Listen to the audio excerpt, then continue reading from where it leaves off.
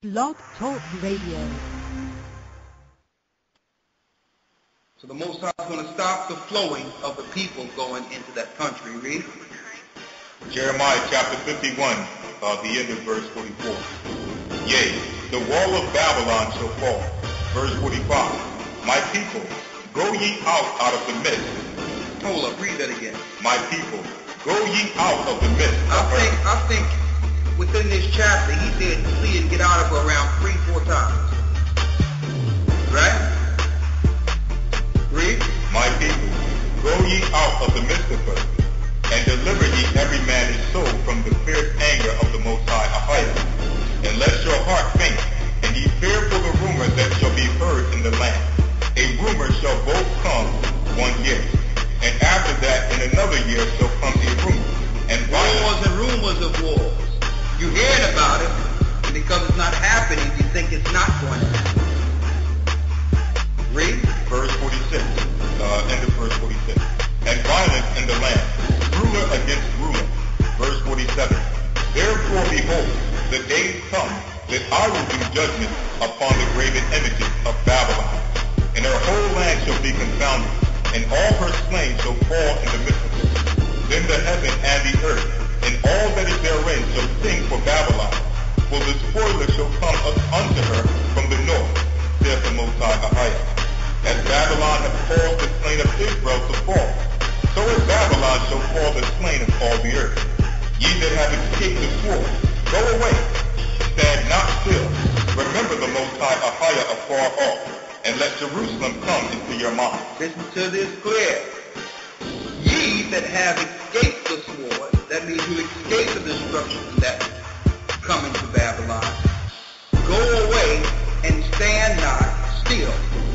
So when you leave, remember the power or the God Ahijah afar off, and let Jerusalem come into your mind, because that's looking forward, not looking back. Now let Jerusalem come into your mind. She's finished. Right? Read. Verse 51. We are confounded, because we have heard reproach. Shame has covered our faces, for strangers are coming to the sanctuary of the Lord's house. Strangers have destroyed us. Strangers have destroyed our sanctuary, our belief. They destroyed our understanding so that we cannot connect to our God. They've given us their gods. Baal, Satan, the dragon, Moloch. These are the gods we've been worshiping ignorantly. Jesus, Zeus. Okay, we ain't know nobody named Jesus. Total madness. And then when we wake up and understand these things, we say, well, hold up. I'm a stranger here. You dragged me here. And the Most High starts reviving us.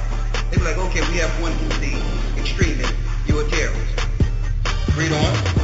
Jeremiah chapter 51, verse 52. Wherefore, behold, the days come, saith the Most High Ahijah, that I will do judgment upon her graven images. He's going to destroy all your images and your idols. And man, if you even look at Washington, D.C., it's idol after idol. Monuments of idols. Obelisks, which is man's personal member. That's what an obelisk is. What's that, the Washington Monument? Idols every place. 5-pointed stars every place. But what if some did not believe? So what if you don't believe what we're teaching you? Paul asked, so what if some did not believe?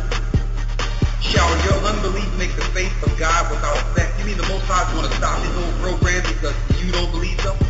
No, you're dead. That's what you are. Okay? His program was before us. And it will be well after us. And that's for the people that's walking out there. There's wars all the time. There've always been these situations. Every few years this happens. Nothing is going to change. That's a dead man. Shabbat Shalom, Barakatham Watawata.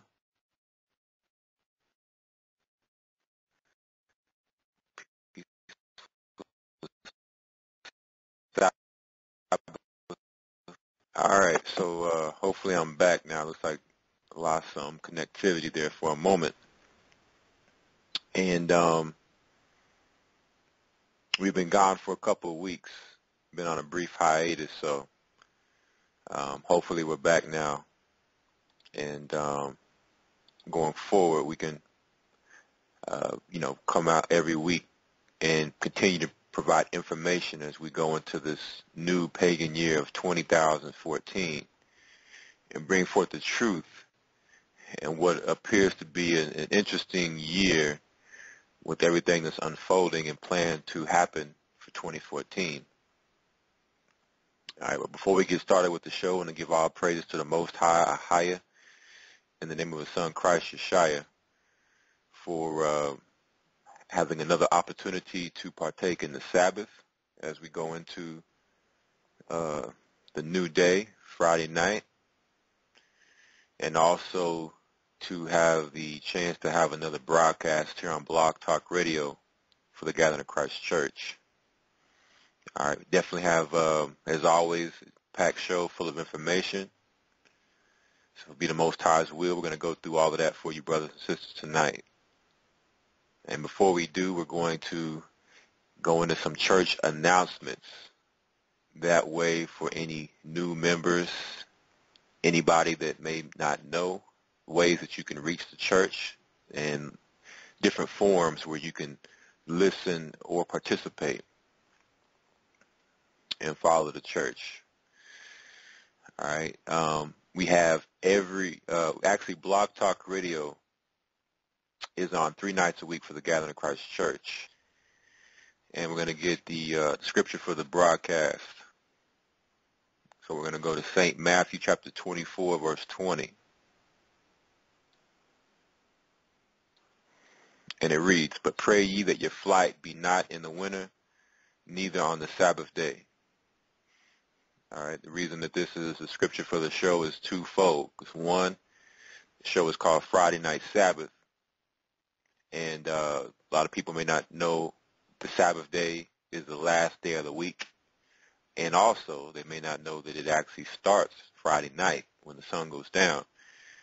When you read Genesis chapter 1, you'll see that the day starts when the sun goes down.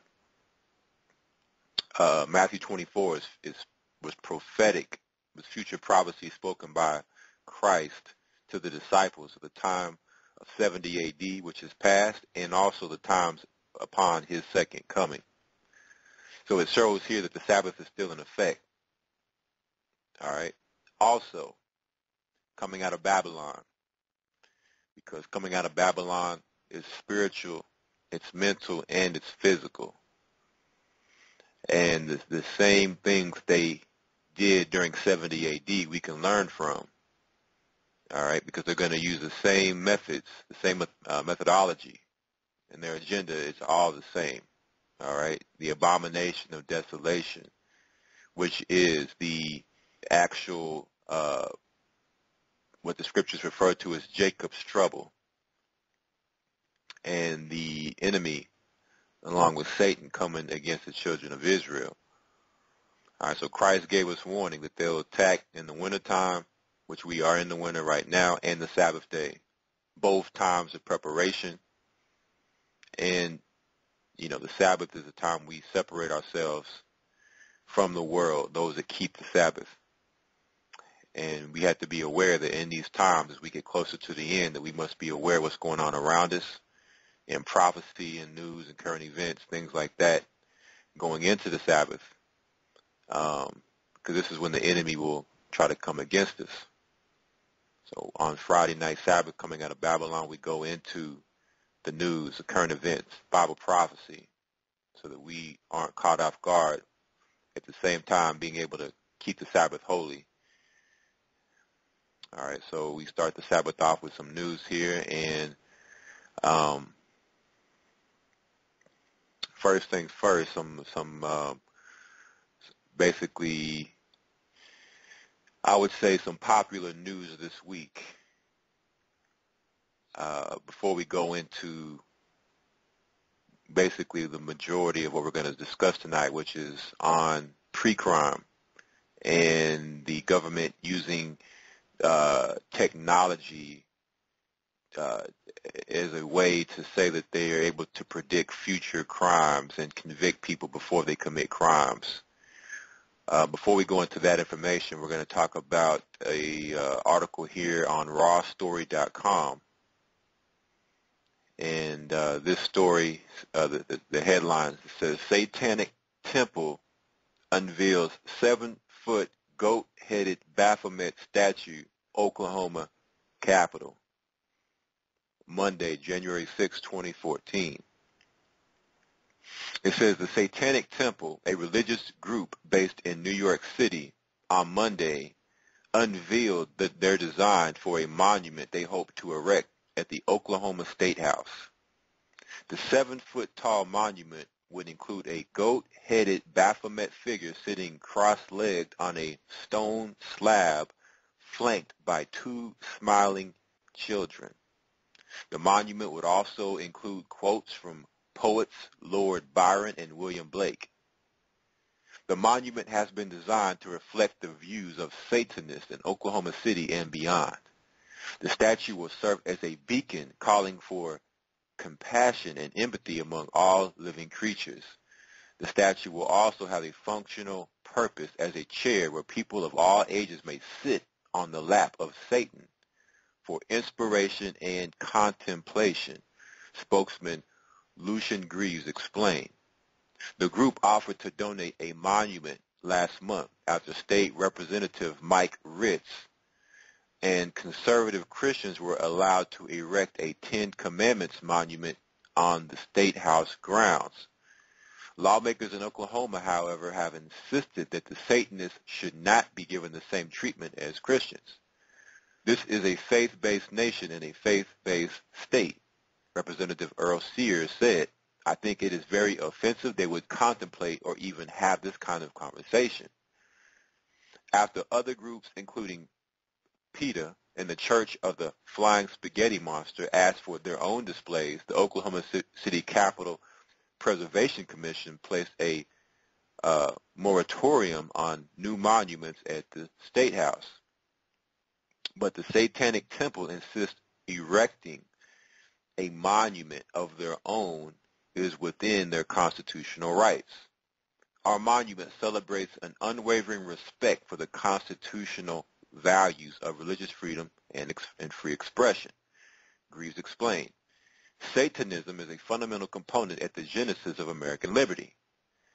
Medieval witch hunts taught us to adopt presumption of innocence, secular law, and a more substantive burden of proof.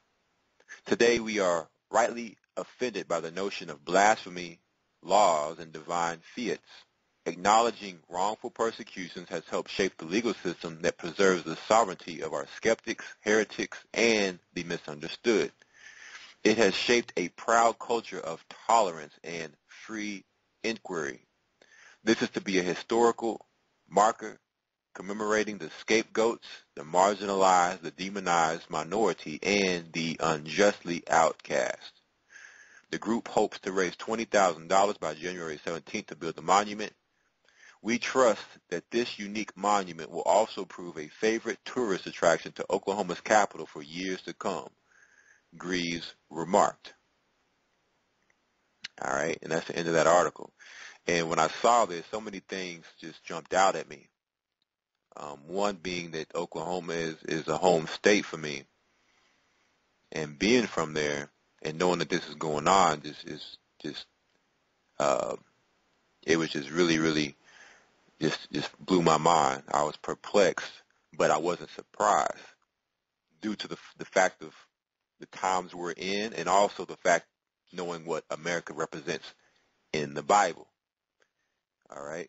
Now, before we go into the scriptures, just want to analyze the statue here real quick. You have a goat-headed statue with wings, and which we know is the Baphomet. In the middle, you have the caduceus, which is the rod with 2 serpents intertwining, the same symbol you have for the pharmaceutical industry or medicine in America, letting you know that is sorcery as well. But above this statue, you have a 5-pointed star and a circle pointing down. Now, for any skeptics out there, maybe Masons, Freemasons, who's maybe took a stance that Baphomet was a good actual picture or image, and it had nothing to do with Satan or demonic or anything like that. Well, now you see a group called the Satanic Temple coming out and just putting it right in your face that this Baphomet is indeed a satanic image for all the naysayers. Also, the 5-pointed star, for anybody that thinks a 5-pointed star is a good sign, whether it's turned with the point pointing up, pointing down, pointing sideways, whatever the case, the 5-pointed star is the face of Satan. You have the 2 horns at the top, you have the ears right to left, and then you have the chin or the mouth pointing down. All right? It's one of the highest images used to invoke magic or witchcraft in the world of wizards and witches. Also, if they can play something like this in a state like Oklahoma, which is known as the Bible Belt, then they can get away with this anywhere in America. And the thing that had me question was, okay, if this is a religious group based in New York City, why are they choosing Oklahoma as their grounds to lay this monument? Why not New York City? And again, if they can do it in Oklahoma, they can do it anywhere. So that's the reason why they chose right smack dab in the middle of the country. All right. And notice how they try to justify this by saying that this image will basically represent scapegoats, the marginalized, the demonized minority, and the unjustly outcast, to get you to feel like, okay, if I've been an underdog or somebody that's been downtrodden, this statue represents me, because it's a fight against basically society in itself. And this is what America has come to, and this comes with no surprise. At the beginning of the year, they're coming out and putting it all in your face that this is what it's all about. So let me go to some scriptures here. Also, you had the Oklahoma City bombing, the Murrah building bombing that happened in Oklahoma City. So they're putting it right downtown in the vicinity of this building, showing that was an actual blood sacrifice to Satan that took place with that bombing and all the people that died there. And here's the statue that they're paying reverence to for that blood sacrifice. You read in the scriptures all the time, it talks about, well, let me get it here, because it also talks about the children. You have 2 children, one on each side of this statue. And I want to read this here. Leviticus chapter 18, verse 21. It says, "And thou shalt not let any of thy seed pass through the fire to Molech, neither shalt thou profane the name of the Most High. I am the Most High." So it was in the law of the Hebrews, of the Israelites, not to, when it says, let thy seed pass through the fire to Molech, it's talking about child sacrificing. Because we talked about the Yule log and the fire for Christmas. That Yule log represents a burnt offering to Satan. So that's the seed passing through the fire to Molech. And the Most High told us not to do this because the other nations were doing this type of sacrifice to Satan. So you have these children. You have these children here in this statue with Molech.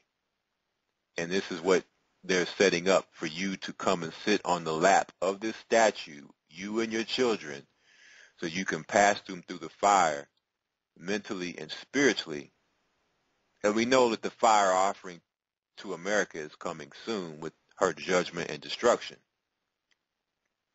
Let me go to Jeremiah 32 and show how our people fell into this sacrificing.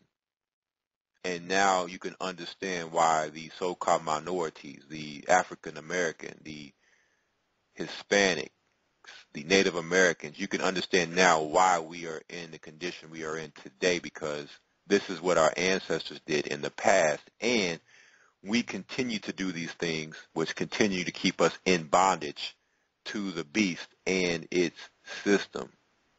All right, nowadays it's more spiritual than anything.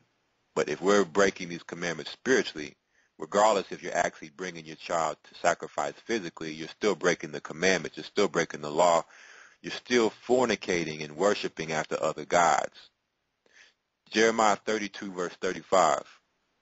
And they built the high places of Baal, which are in the valley of the son of Hinnom, to cause their sons and their daughters to pass through the fire unto Molech, which I commanded them not. And we just read that commandment in Leviticus 18. Which I commanded them not, neither came it into my mind that they should do this abomination to cause Judah to sin. So they built these high places, these groves, today you have these churches, which are nothing more than Babylonian pagan temples of sun worship, Christian churches or whatever other religious temple or mosque or synagogue. And this statue represents a high place, all right, to bring your sons and daughters to pass through the fire spiritually unto Molech. Now let's go to Revelations 18. Revelations 18. And Revelations 18 is speaking about America. And if you can't see this particular event just in the mind, just to have it in the mind as a possible option to put this in Oklahoma, should tell you everything you need to know about America and what America represents. Revelations 18, verse 2. And he cried mightily with a strong voice, saying, Babylon the Great is fallen, and is become the habitation of devils, and the hold of every foul spirit, and a cage of every unclean and hateful bird. So this is what America has become, a country that at one point had some type of morality. There was a so-called Christian-based nation. This is what it's become. It's become a nation of demonic statues, demonic entertainers running around, throwing up all type of demonic, satanic gang signs to their Lord Satan. Total iniquity and sin. Every corner you turn in America, you cannot escape it. So America has fallen from what it was on all levels, whether it be spiritually, financially, socially, and this is what it's become, a habitation of devils, a country that Satan outright blatantly, all in your face. They're not hiding anymore. They're coming out with it. Isaiah 47.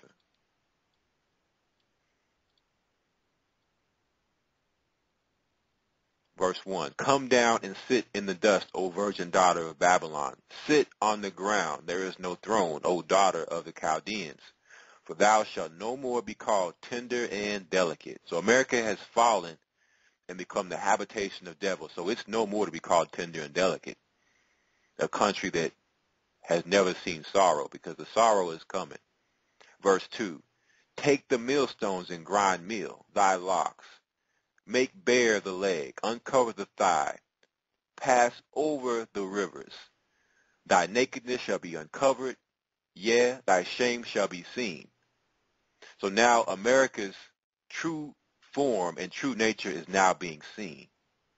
The skirt has been lifted up, and now you can see America for the whore that she really is, that she's been hiding this whole time. Let me drop down to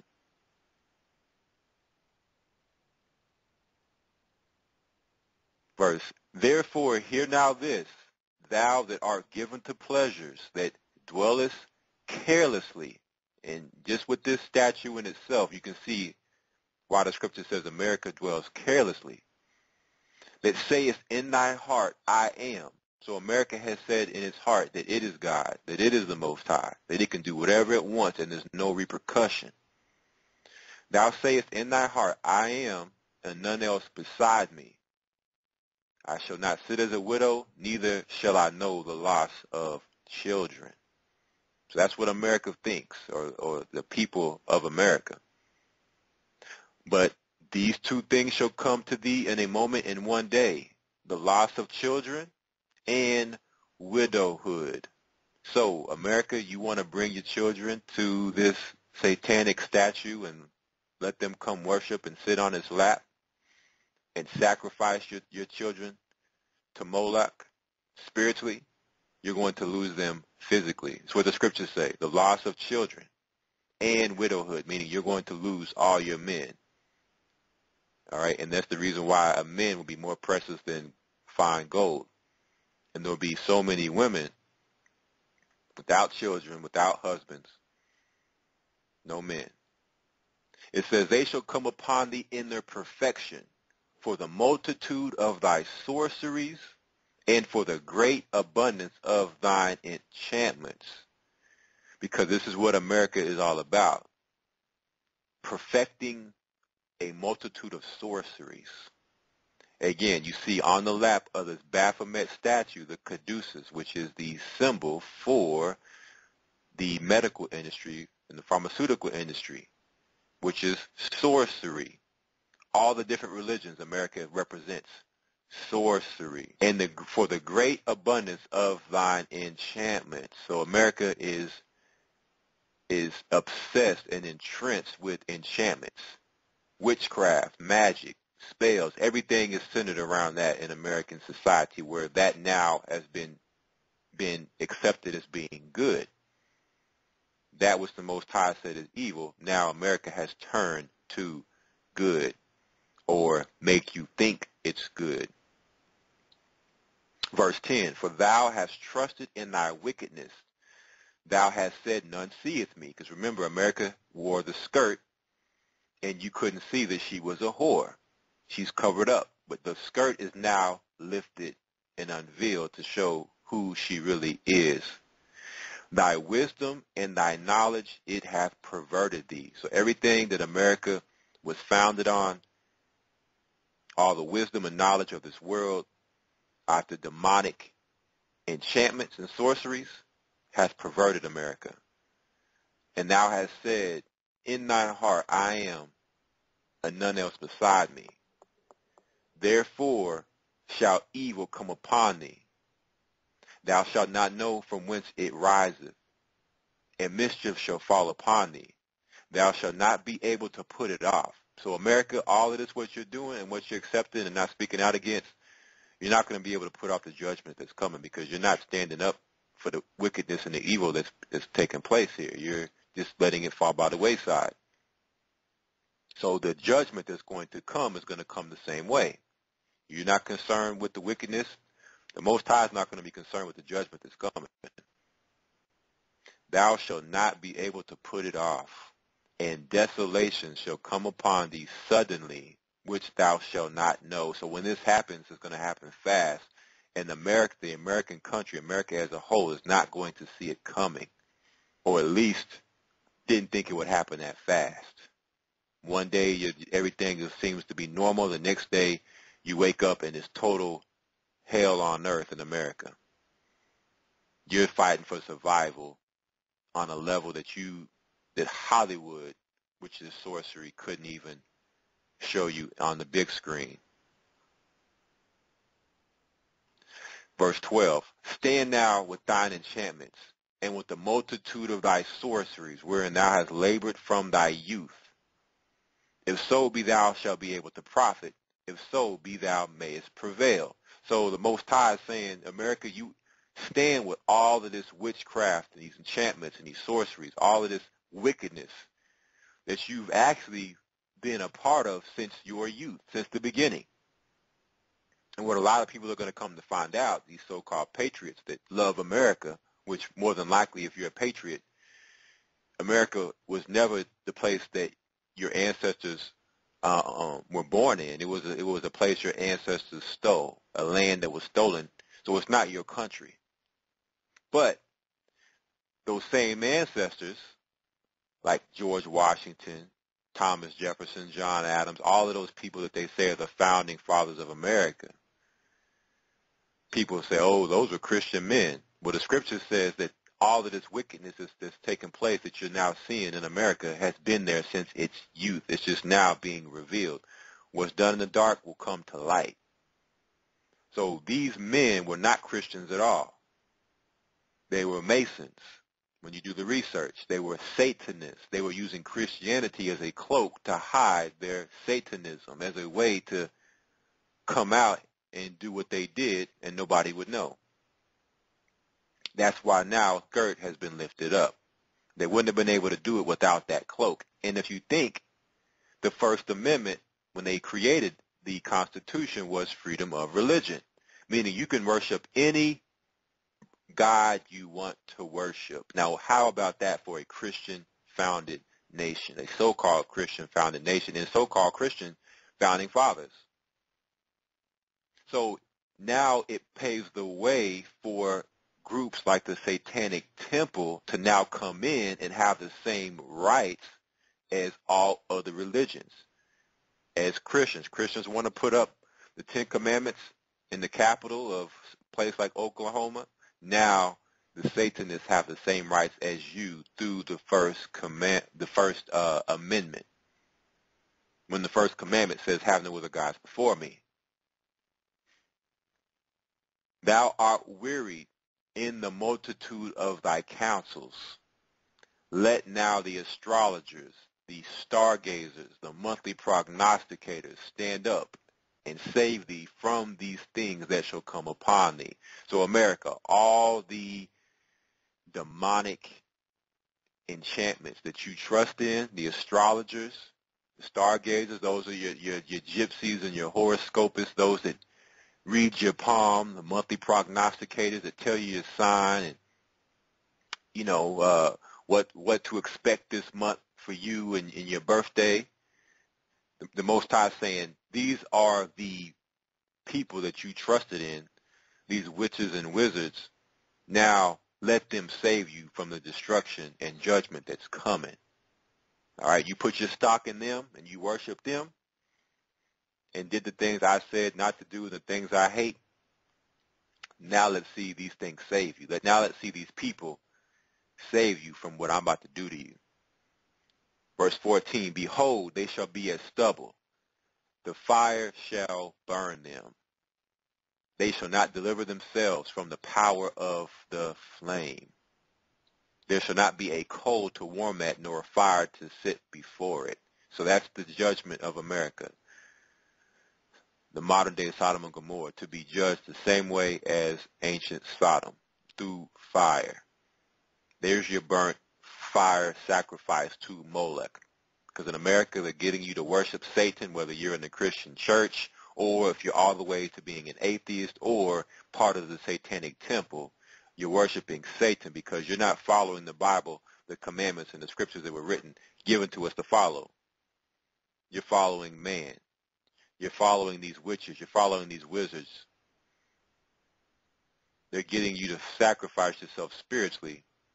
So now they can bring the fire sacrifice as a holocaust to Satan. And again, when you do the research, you'll see when Sir Francis Bacon, who helped found America, this was their goal from the very beginning, was to build America up only to destroy it.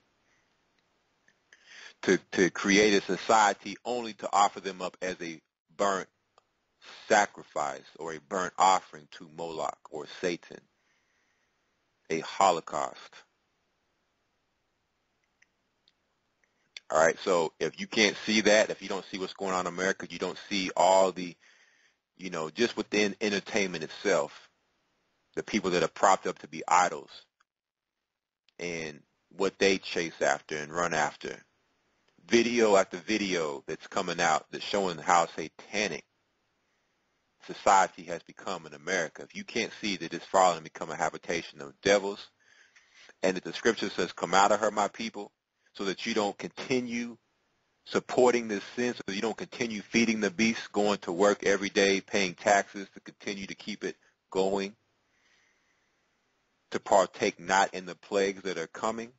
If you don't see that, then you too will be part of this burnt offering that's coming to America, because you are complicit. If you don't speak out against it, then you are complicit and you are for the very evil that's taking place right before your very eyes. All right, so I thought I would chime in on that before we go into the main portion of what we're going to talk about tonight, which is pre-crime. Now, just to give a little backdrop, we've talked a lot lately about the technology of the beast, all the technological things that are being put in place with the biometric systems, being able to identify you through enhanced fingerprint, iris scanning, palm scanning, voice recognition, facial recognition, DNA swabs, getting your DNA and your biometric information into a database, the surveillance system being set up to spy on you, technology being put in place so that now, as we get closer to this burnt offering that's going to take place, they must now be able to control the people and get ready for the uprising. They must have complete control, so when society breaks down in America and collapses, that they don't have a loss of power, and that they can execute their plan to its fullest potential. So what comes next? Pre-crime, being able to identify so-called terrorists that are going to commit a crime before they commit the crime. Just the thought that you may possibly have of committing a crime, or you may not even have had the thought yet, but now they can say, okay, well, you were going to commit a crime before you did it, and we're here to arrest you. If you haven't seen the movie Minority Report, you should check it out, because it's showing you right there within that movie itself this technology and this particular blueprint that's been laid and that's being put into fruition. And we're going to talk about this. All right? Now, RT.com. It says here, Texas judge. Search warrants can be obtained based on predictions of future crimes. December 19th, 2013. So now they can get search warrants based on being able to predict that you're going to commit a crime. So they can make up pretty much anything and say, you know what, we predicted you were going to commit a crime, so we got a search warrant so we can come and search your house. That's the excuse that they're using now to do what they do. And notice how this is in Texas. When you look at Texas, even in the picture here on the photograph, you have a police car with the goat head on it itself, which Texas is a longhorn state. The longhorn is an emblem for Texas, but the longhorn represents the goat head, the five-pointed star. As you see also the Lone Star State, which is the single five-pointed star on its flag. Satan himself. It says here, police in Texas may now obtain a search warrant based on a prediction of a future crime, according to a dissenting judge on the state's criminal appeals court. The ruling by the Texas Court of Criminal Appeals came last week, ending a controversial case in which police searched a house before obtaining a warrant but were still able to present the confiscated evidence during a trial. So now they can search your house, find any type of evidence, and say, you know what, here's the evidence, and we used prediction to get this evidence without a warrant. We didn't need a warrant. The incident began during the summer of 2010 when police in Parker County, Texas, staked out Michael Fred Werenberg's home for a month. According to the Dallas Observer, authorities allegedly received a tip from a confidential informant stating Werenberg and his associates were fixing to cook meth in the home. Without obtaining a search warrant, they walked into the home and arrested the people inside. Now, you may think, okay, well, that's fine because they got these guys for drugs, right? But understand, even with that in itself, you have laws and the Constitution set up to where you must have a warrant to be able to do such an activity for law enforcement. You can't just run into people's houses based on an assumption, because now everybody can be assumed to be doing something. So they can do whatever they want and come into your house just based on an assumption or hearsay. So, of course, they'll start with the drug dealers and the people committing actual real crime. But what about the people that aren't doing crime? What about what happens when those people start getting their houses invaded by police and being called terrorists and criminals who aren't actually terrorists and criminals? It says it was only after arrests were made that police sought out the warrant necessary to confiscate the meth-making material in the home, including boxes of pseudoephedrine, stripped lithium batteries, and other items. On the warrant application, however, police declined to mention that they had actually been in the house prior to obtaining authorization for the search, mentioning only the informant who tipped them off. During Werenberg's trial, his attorney argued the confiscated material was inadmissible due to the fact that the police seized it illegally. The judge overruled this request, saying federal independent source doctrine allows such evidence when a third party, the unnamed informant, tells police about it beforehand. So they talk about this informant, but this informant has no name. So does this person even exist that's supposed to be this informant? As a result, Werenberg pleaded guilty to one count of possession and another count of intent to manufacture. He was sentenced to 5 years in prison. The Second Court of Appeals then overturned the trial judge's decision, but ultimately the Court of Criminals Appeals agreed with the original ruling. As the Observer reported, the majority opinion written by Judge Elsa Alcala stated that while Texas law prohibits illegal obtained evidence to be submitted, federal precedent allows it if first confirmed by an independent third party. So they can just show up and say, somebody told us. They don't have to have any proof that this person exists, but just that we had prior information. One justice, however, did not agree. In the dissent, Judge Lawrence Myers wrote that the only reason police decided to apply for the warrant is because they had previously entered the house illegally. Had the officers entered the home and found the occupants only, officers would not have bothered to then obtain the warrant at all, Myers wrote, according to the Observer.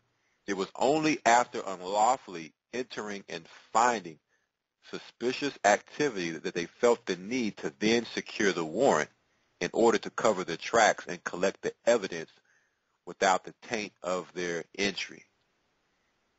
Myers also dismissed the idea that the informant's tip was actually confirmation by a third party, writing that it was merely a prediction. So he's saying that this informant didn't exist at all, that they just predicted or assumed this is what was going on.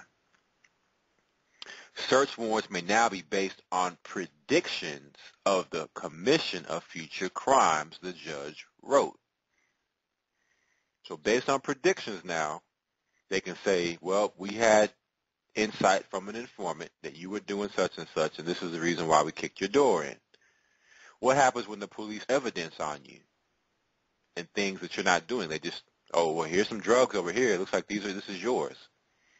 What happens when things like that start taking place? Or what happens when laws start changing and the judge kicks the door, the police kick the door in, and they see you in your living room reading the Bible, and the Bible is illegal? Well, we had prior information that you may have been a Bible believer, and you know the Bible is a hate book. We talked about the situation with it was a television show on, I think it was AMC, where the guy came out and spoke out against sodomites, and he was quoting the Bible and said that it's against God. Forget the name of the show, it's slipping my mind at the moment, but that called for the Bible to be banned as a hate book.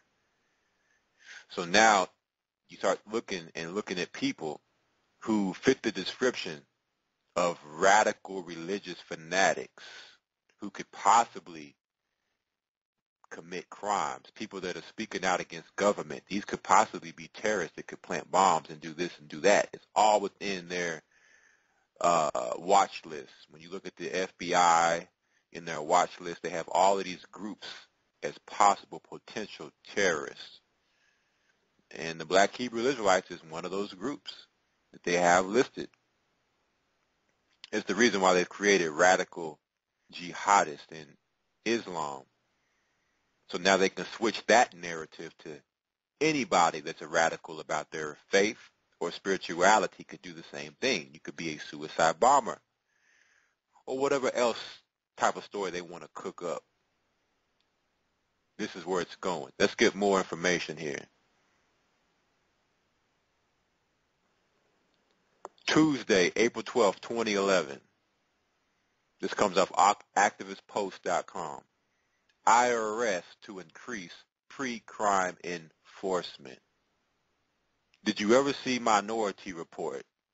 It's one of Steven Spielberg's often forgotten about movies based on the short story by Philip K. Dick. In the movie, pre-couch, Tom Cruise plays a police officer in the year 2054 who works for the highly specialized pre-crime division. Using a bizarre array of technology and metaphysics, the pre-crime division sees into the future and stops criminals in their tracks, arresting them before they commit a crime, sometimes before they even think about committing a crime. So you have these three psychics in the movie that are hooked up to technological machines that have the ability to see the future and can see people committing crimes before they do. And as soon as this shows up on the big screen in the police, where the police have their setup at, they then send out these police officers to arrest the person. This is seen happening before it happens within their technology. That's what this movie is about. And this is what this is going into when you read the previous article that happened in Texas, is to get you used to the idea that they can now convict you of being a criminal before you commit a crime, that you may not even have thought the crime yet, but you are going to commit it. Trust us. We have the technology that shows that you were. This is what they're moving into. The reason why Obama passed the NDAA, National Defense Authorization Act, to where they can detain you without trial, without due process. Nobody has to know where you're at. They can do whatever they want to do to you. Nobody has to know anything. It says here, this very elaborate and morally ambiguous law enforcement system is predicated on the government determining what your actions and intentions will be, often before you do. It's not all science fiction. A number of politicians and bureaucrats in Washington, D.C. are seeking up Internal Revenue Service's powers and technology to essentially audit taxpayers before returns are even filed. In remarks to the National Press Club last week, an IRS spokesman unveiled the agency's vision for the look-forward model in which most of the pertinent reporting information for the average taxpayer would be submitted to the IRS well in advance of the individual deadline. After a massive upgrade in technology, the IRS would be able to pre-calculate what it expects to receive in taxes and instantly reject any return that doesn't comply with its determination. So you would think to yourself, okay, well, this is dealing with taxes, no big deal. But understand, through the passing of Obamacare, now you're seeing an increase in IRS agents. And while they're using this to put out that they're doing it in the ability to better facilitate tax preparations and how they operate when it comes to taxes, but understand the IRS has a deeper agenda. They have a deeper play in all of this. The reason why they're now hiring more IRS agents and you're seeing more doctors being laid off. So what does that have to do with healthcare? Why are doctors now being phased out of healthcare and IRS agents are now being phased in? Because now under Obamacare, if you don't pay and sign up, here come the tax penalties on your taxes. And if you don't pay your taxes, you're a criminal. And now they can use pre-crime also in that, well, pay your taxes, we calculate it, and now we're coming to arrest you. And you may have paid your taxes all the way up until that time. So this, you got to understand what type of scenario that this opens up. If you give them a foot, all right, they're going to take two. This is what they do. It says here, this may work fine and well for some wage earners, but start throwing in a few investment accounts, small business income, private partnerships, etc., and things can quickly diverge from the IRS estimates. Imagine you start a new business on the side of your usual employment this year and take an initial loss due to ancillary startup costs. This wouldn't factor into the machine's pre-calculations of your tax liability, so you would be immediately rejected and flagged for additional scrutiny. So if this system can't even get it right when it comes to taxes, imagine what it's going to be when it comes to other things like crime. Makes you want to run out and start a business or invest your capital in someone else's, right? Not exactly. Deep down, I think these people simply want to try and make things more efficient. Pre-crime is not the way to go. There are a number of countries that have incredibly successful tax codes, and there are common themes in all of them. Keep it short.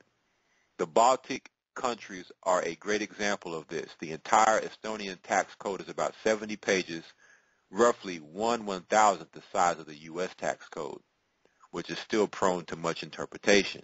It takes about 15 minutes to fill out an Estonian return, and you can do it online. In the Maldives, it's even easier. Number 2, keep it simple. When you have a tax code that's so complex it has given rise to multi-billion-dollar preparation industry, you have a problem. There are dozens of different forms at the IRS and over 20 versions for the 1099 alone. This is a system that is prone to massive flaws and a great deal of contradiction. And understand that if you don't pay your taxes, you are a criminal. Or if there's any type of conflict within your tax return or anything like that, you are a criminal. So imagine the power, the scope of what this allows them to do. It says Hong Kong is a great example of a simple system. Taxes are levied at a flat rate of 15% based on the territorial principle that only income derived from Hong Kong is taxed. There is no capital gains tax, no VAT, no estate tax, etc. And yet the biggest problem the Hong Kong government faces regarding taxes is how to give away their massive surplus. Number 3, keep it low. When you make it easy and painless for people to pay taxes, it removes most of the incentives for them to cheat. In Singapore, tax rates are among the lowest in the world with a maximum rate of 20%. The capital gains rate is 0. The corporate rate varies from 0% to 17% and keeps falling. Under these circumstances, why cheat? By keeping rates low, the government is removing any incentive to engage in complicated and costly tax avoidance techniques. From a cost-benefit perspective, it's much easier to comply when rates are low. Number 4, keep it friendly. Creating an adversarial relationship with taxpayers doesn't do anyone any favors.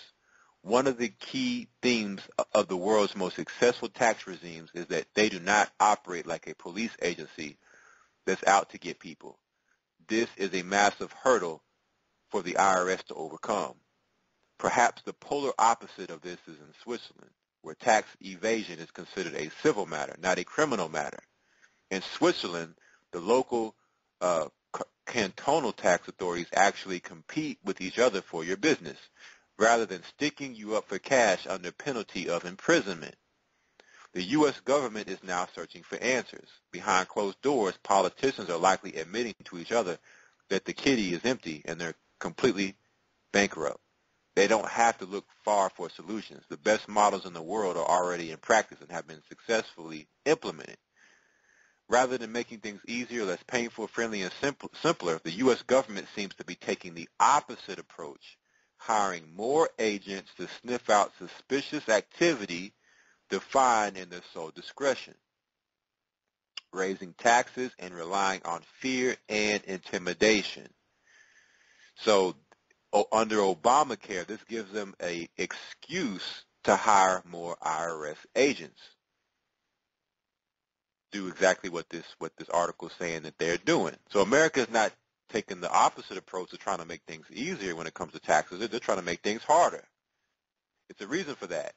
So they can charge you as a criminal and have one more reason to detain you and penalize you and have you as a servant and subject to the beast, to work off your debt in a debt prison.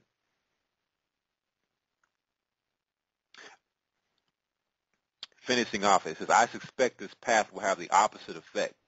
Instead of raising more money for a bankrupt government, it will continue to chase out productive people. More on that in a future letter. All right, so let's talk a little bit about this in more detail when it comes to these taxes and this pre-crime. This comes off of MoneyMorning.com. It says the hidden Obamacare taxes that will crush the middle class. It says, get ready to be blindsided by a barrage of new taxes, $1 trillion worth. They'll be coming courtesy of the Affordable Care Act, otherwise known as Obamacare. And they won't just be affecting those who make over $250,000. The bulk of these taxes will be based on directly to the middle class.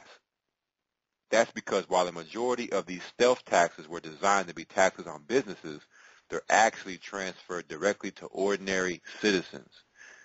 They include the investment income surtax, a Medicare payroll tax, even a tanning tax on those who utilize indoor tanning services.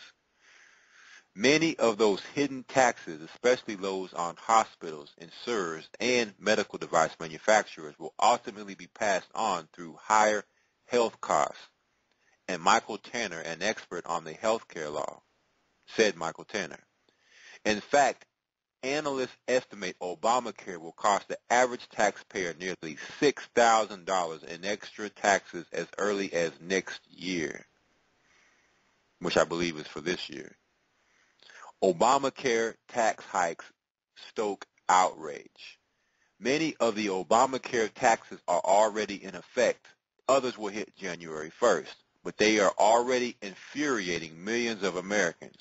While even Obamacare detractors apply the requirement that insurance companies cover pre-existing conditions and put a stop to lifetime caps on benefits, they say these laudable benefits don't compensate for the bill's high cost, especially in new taxes. According to most experts, Obamacare will create a total of 20 new taxes or tax hikes on the American people. In fact, the Obama administration has already given the IRS an extra $500 million to enforce the rules and regulations of Obamacare. The new taxes don't bode well for millions of middle-class Americans. All right, let me see if anybody's able to hear me.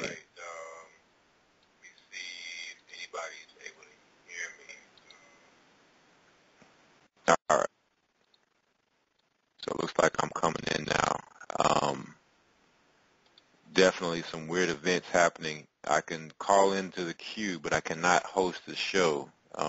Whenever I call in, it won't let me host. It says I'm hosting, but when I call in, but then in the studio, it doesn't show me hosting. So they're trying to keep us out from putting this information out. There's no coincidence that this is happening, and this ain't the first time.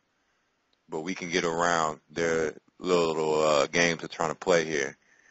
One moment. One second.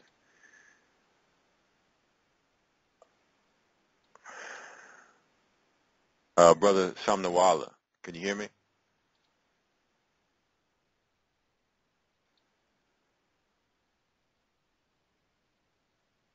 Just one moment. Just trying to see if we can get this squared away before we continue. Make sure we have everything what it needs to be.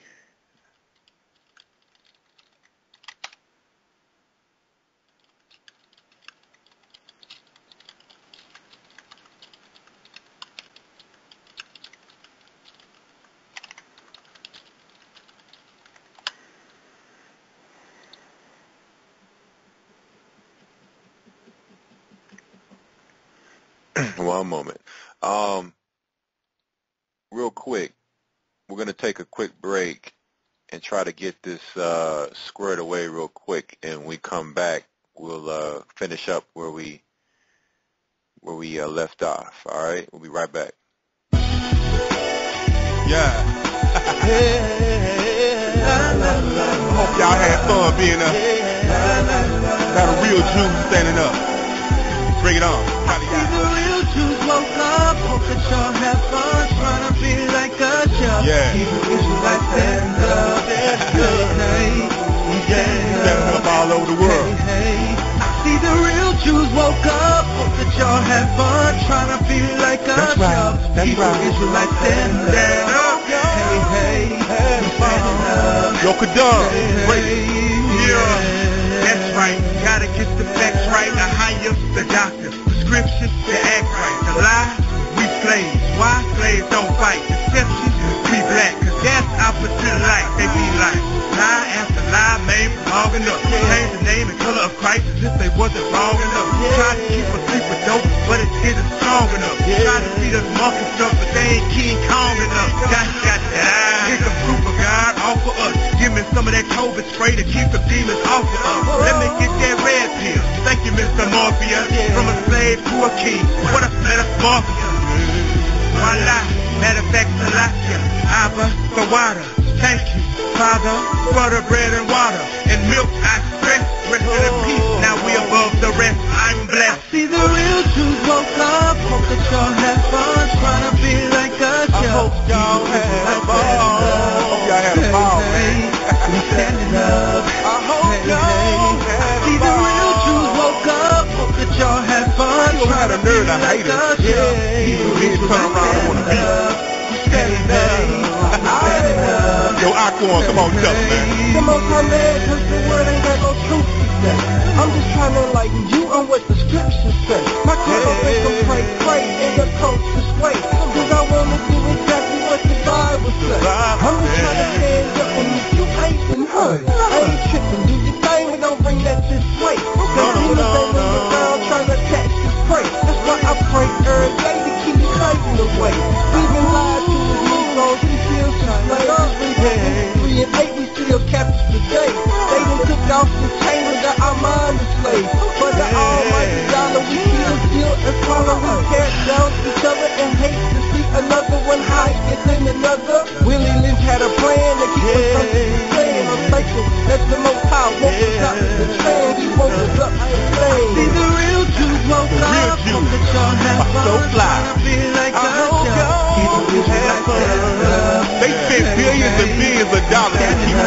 from us, man. See the real Jews woke up, that y'all have fun, trying to be like us. Hebrew Israelites stand up. We real lions. We standing up. We lead the tribe. We gotta stand as a nation. We gotta stand as a nation. Hebrew Israelites stand up. Hey, hey, stand up. Hey, Colombia, Brazil, this is so surreal. Argentina for real. Hebrew Israelites stand up. Hey, hey, stand up. Dominican, Hawaiian, Samoans, Seminole Indians, West Indians, why don't y'all stand up? Hey, stand up. North American Indians and African Americans, Hebrew Israelites stand up. Hey, hey, stand up. Yeah, yeah, yeah. Yo. Yeah, yeah, why don't y'all stand up? Yeah. AKA Fred and the Genius of Hype. Hebrew. Stand up. We can do. La la la la la.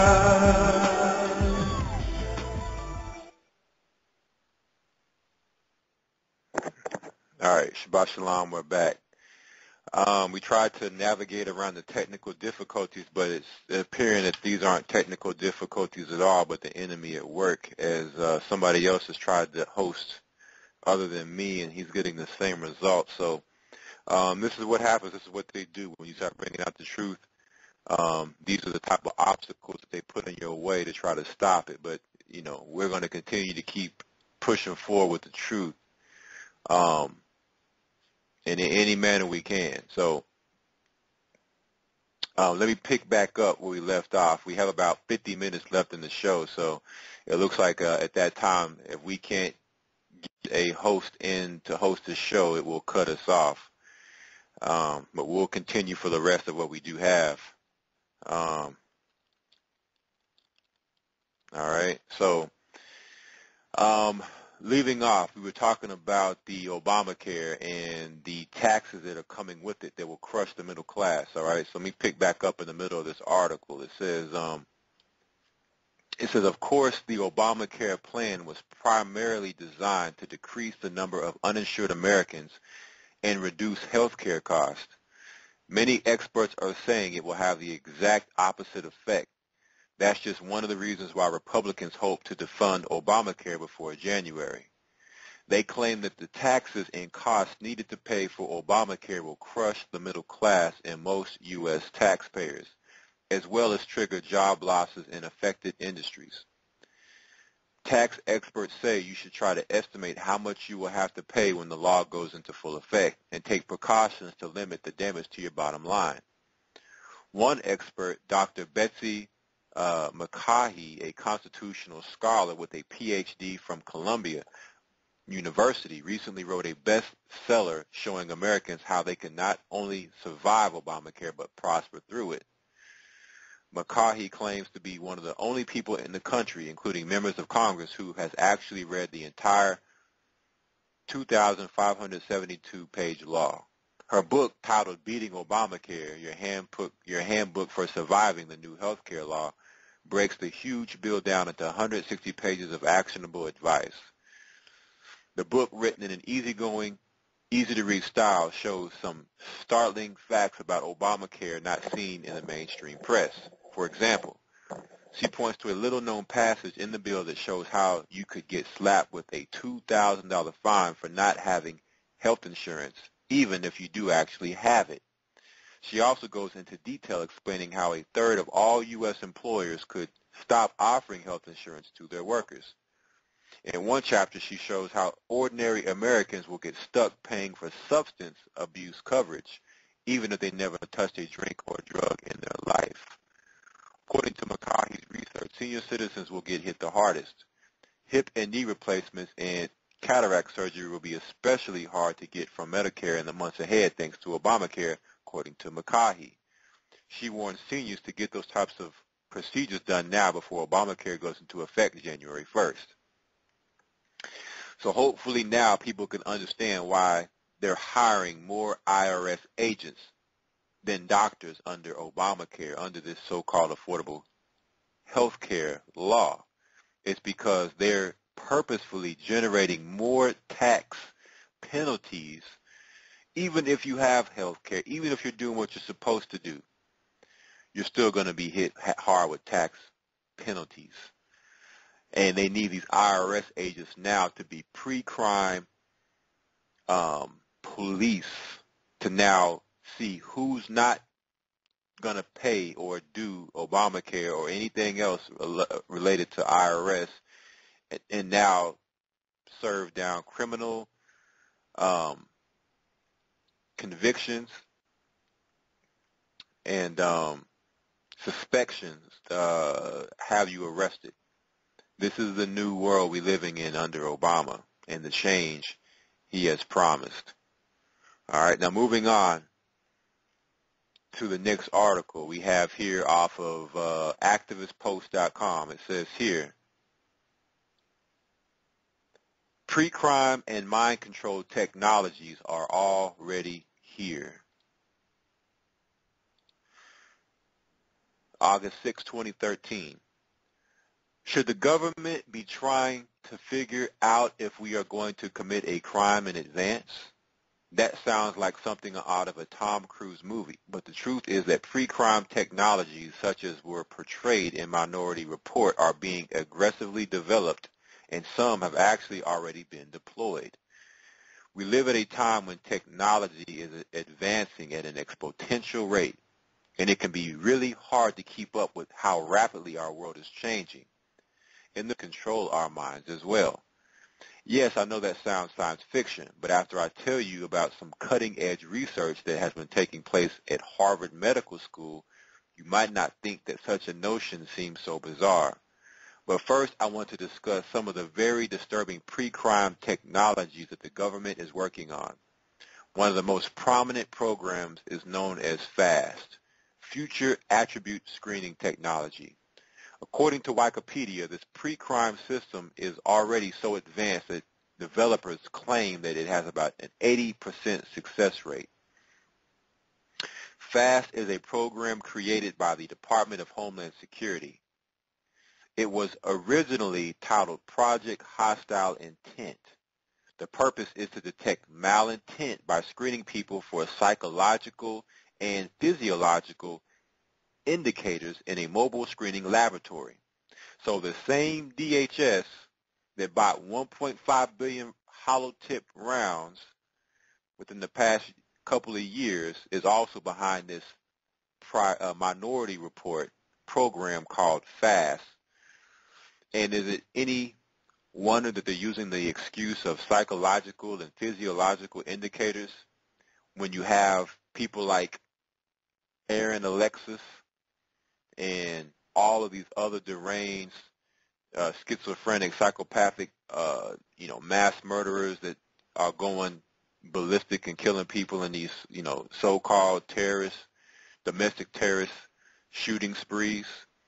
So they have to create that in order to implement this type of technology and these types of agendas to have an excuse.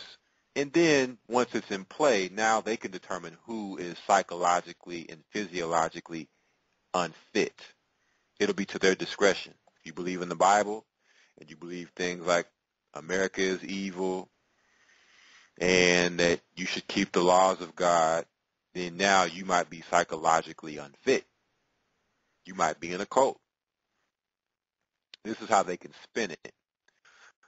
Reading on, the program under the Homeland Research Agency and the Science and Technology Human Factors Behavior Science Division of DHS.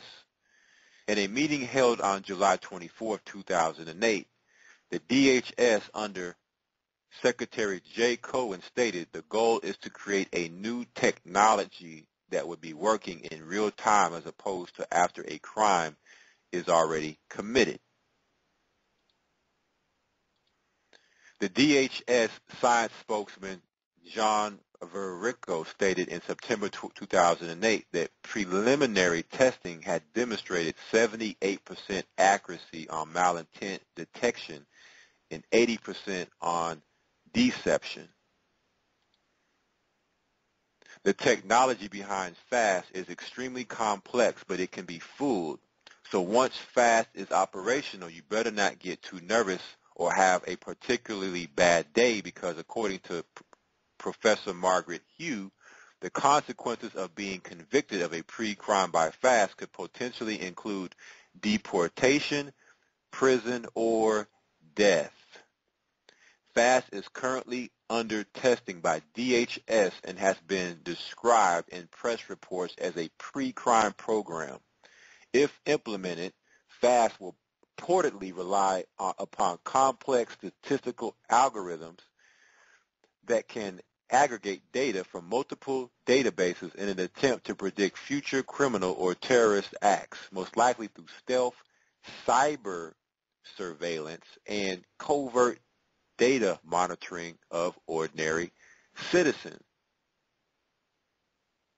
So now that the fact that they have the NSA that's come out and admitted to spying on everybody, and they're putting in legislations to allow them to continue to spy on people, now through cyber surveillance, they can pull up your internet history and say, okay, well, you've been browsing this site, or you said this comment on this social network or that social network.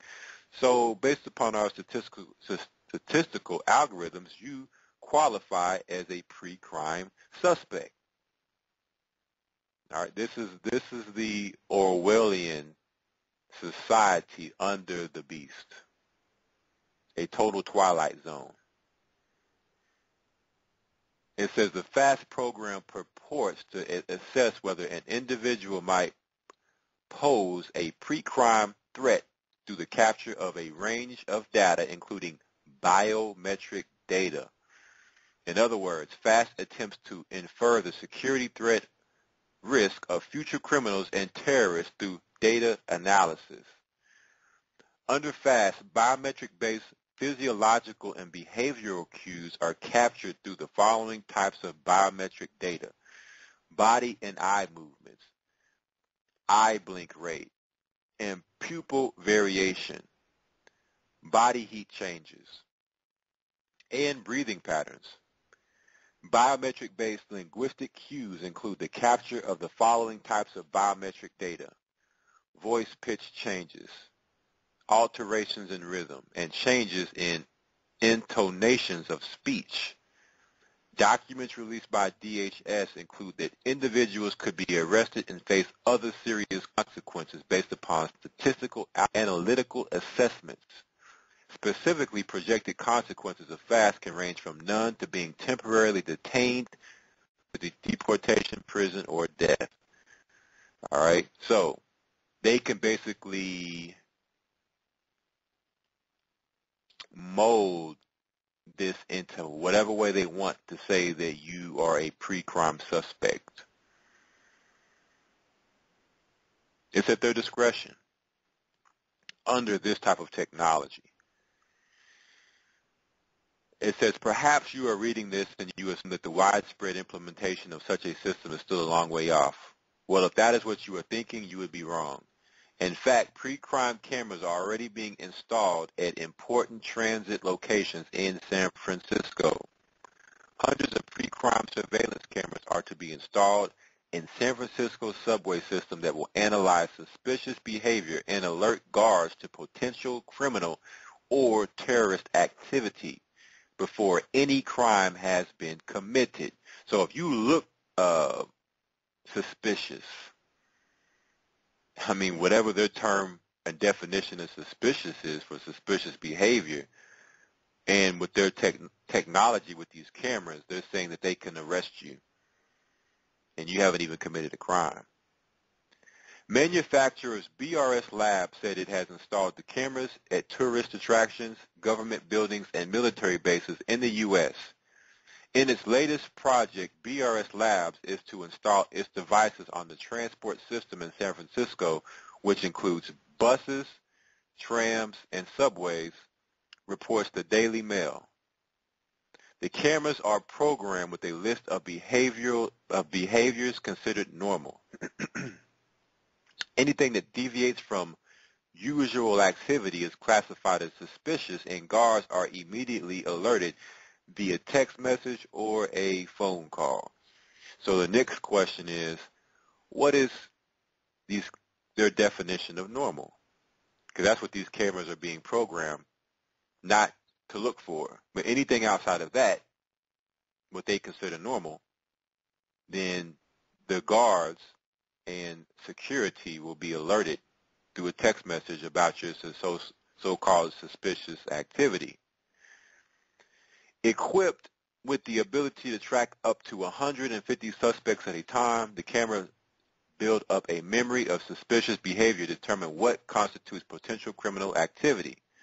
A total of 288 cameras will be installed across 12 transport hubs. And without a doubt, more major cities will soon be adopting such technology. So try not to act suspiciously. Someone may be watching. Another very disturbing technological development was recently reported on by Business Week. Researchers at Harvard Medical School have apparently found a way for a human to control the mind of a rat. The rat is pinned down. It's laying prostrate on what looks like a hospital bed with its head in some sort of vice. The rat is white and huge and has a black ribbon tied around the middle of its tail now and again. The tail flicks. Unremarkable, right? Well, yes, except that the rat is having its mind controlled by human thought. And there's evidence all around that our minds might soon come under control too. And the reason because they want all minds to be under the beast.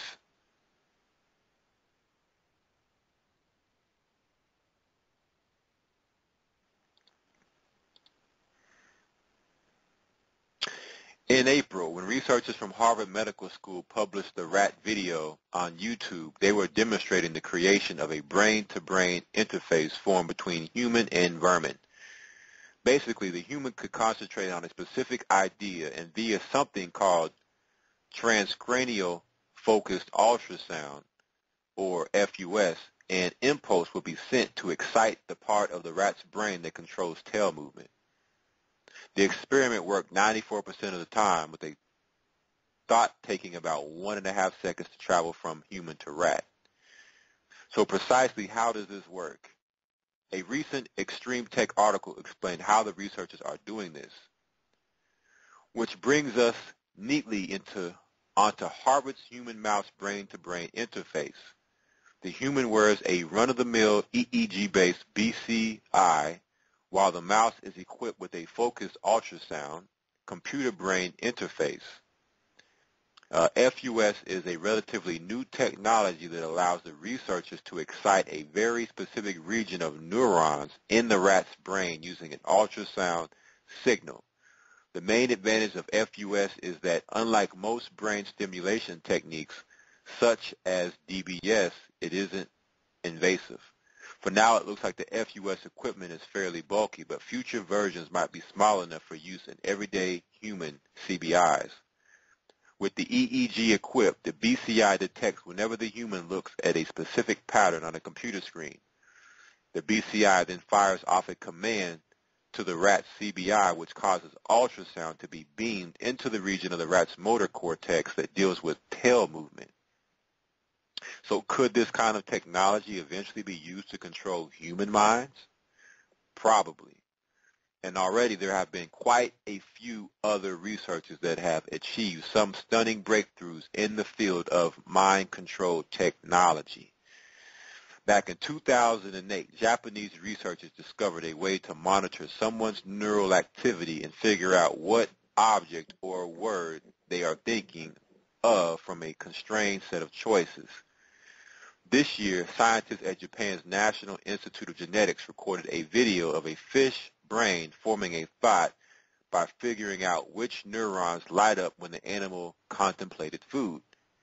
The chip marker Intel and researchers at Carnegie Mellon University have done some very promising work around mind reading with humans. They can ask a person to think about a specific object and can then determine 90% of the time what the object is by watching brain activity on an MRI machine. So far, the vocabulary for the test is limited to about 1,000 words, and the subjects are merely picking between a couple of words at a time, but their success rate is good enough to conceive of people being able to turn a smartphone or a TV on and off via thoughts alone. Does all of this sound very strange to you? It sounds very strange to me too. But we need to be aware of these things. Just imagine what a tyrannical government could do with such technologies.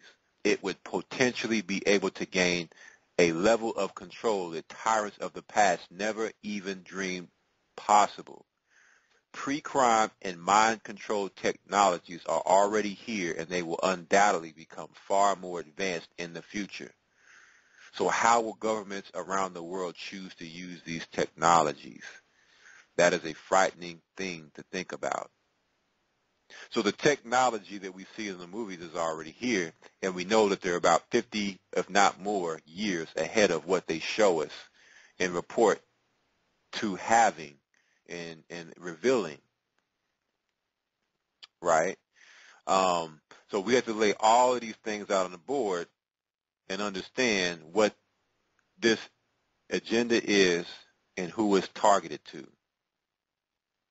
And know that, you know, how serious it is when it comes to who you serve. Do you serve the beast or do you serve the Most High? Are you in between? Are you lukewarm? Because if you're lukewarm, you're going to be subject. The Most High is going to allow all of these devices of the beast be used against you.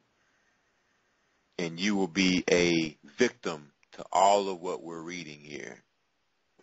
And not only just that, but also we know that there will be martyrs who will be in the kingdom, who will not take the mark of the beast, nor worship the beast image or anything dealing with the beast when it comes down to it. They will have a choice, and they will choose the Most High and not deny his son over the beast and what the beast has to offer. All right. Next article.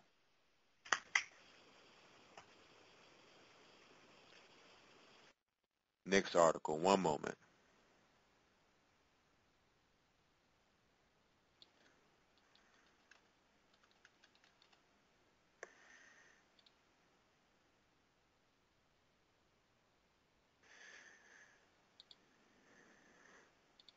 Next article.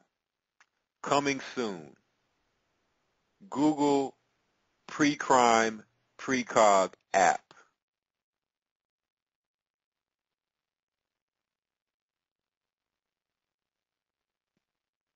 June 12, 2012.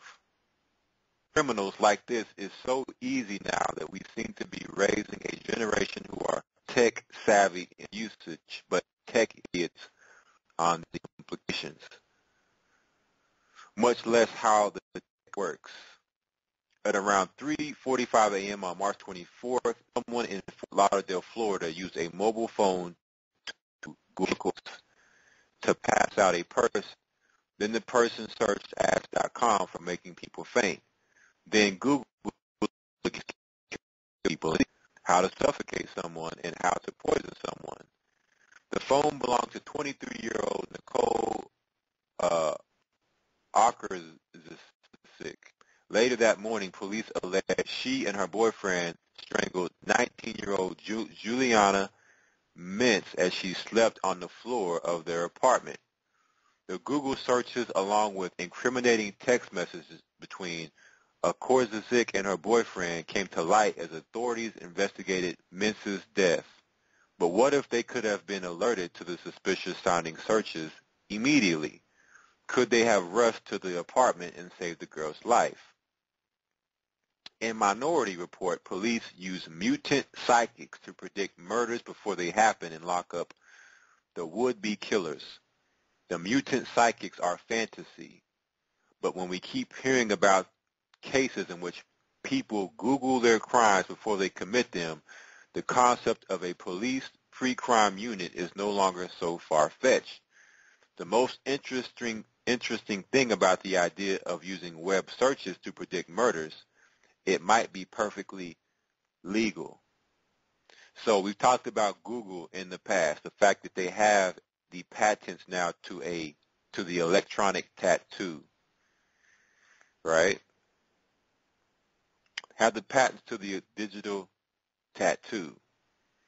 Also, the ability to control your mind with mind control by implanting a chip in your brain. And transhumanism. I believe in the last broadcast we talked about transhumanism and Ray Kurzweil's fantasy of becoming like a god and being immortal and becoming a cyborg. So now Google is also in the works of helping pre-crime, because based upon what you do on the internet, it's all being stored in a database. So now they can use that as evidence to convict you of a crime, possibly before you commit it, just based on what you search for. So now, again, you could be doing a research paper, or you could be just looking up information. They want to say that what you're looking for constitutes as you could possibly commit a crime in the future. Now they're creating everything to have in place to convict you of something that you have not done. All right, so I just want people to see the big picture here and what's taking place right before our very eyes. While everybody's sleeping and thinking about Obamacare, no big deal, these tax hikes are going up and on your taxes, which really you really don't see until only a certain part of the year. So it's a silent killer in more ways than one. All of these things are happening around us that we may not be aware of that's happening.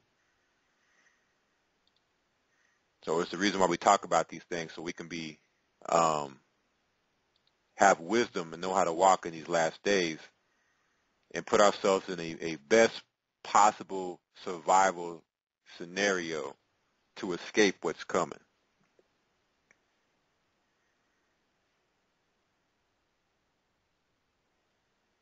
All right, I want to read, let me see.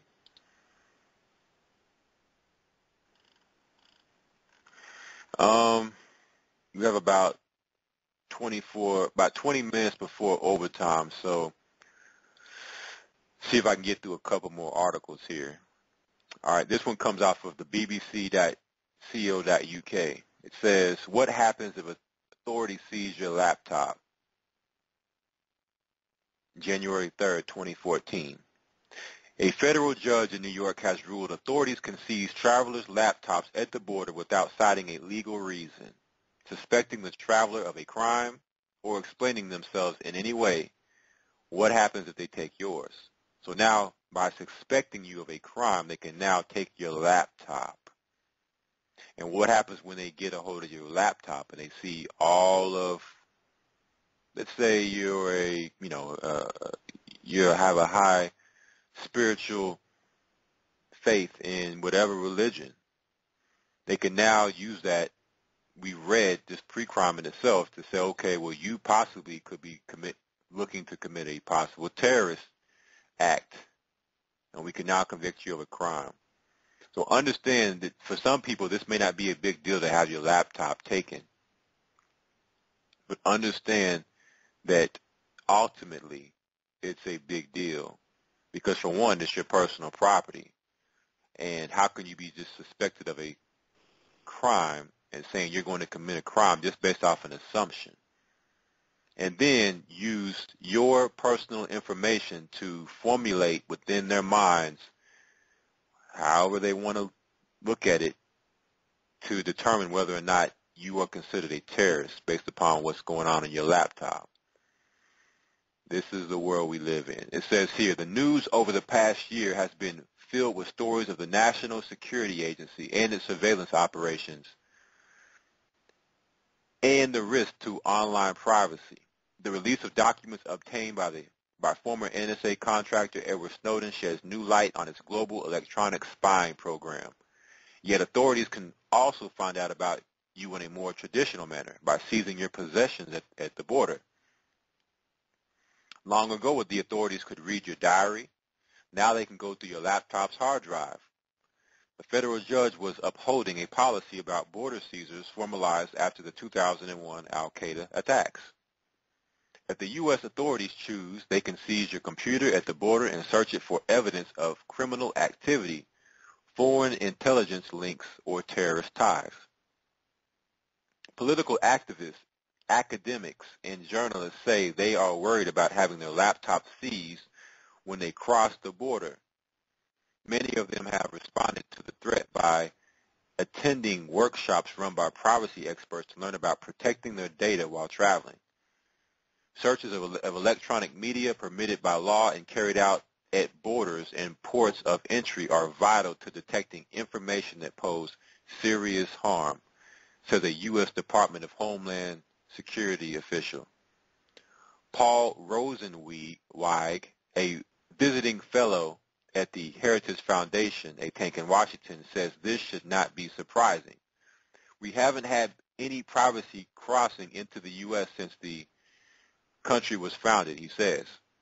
If the CBP agent is having a bad day, he says, using an acronym for the U.S. Customs and Border Protection, they can empty your suitcase on the ground. It's kind of the foundation of how we protect the borders of America.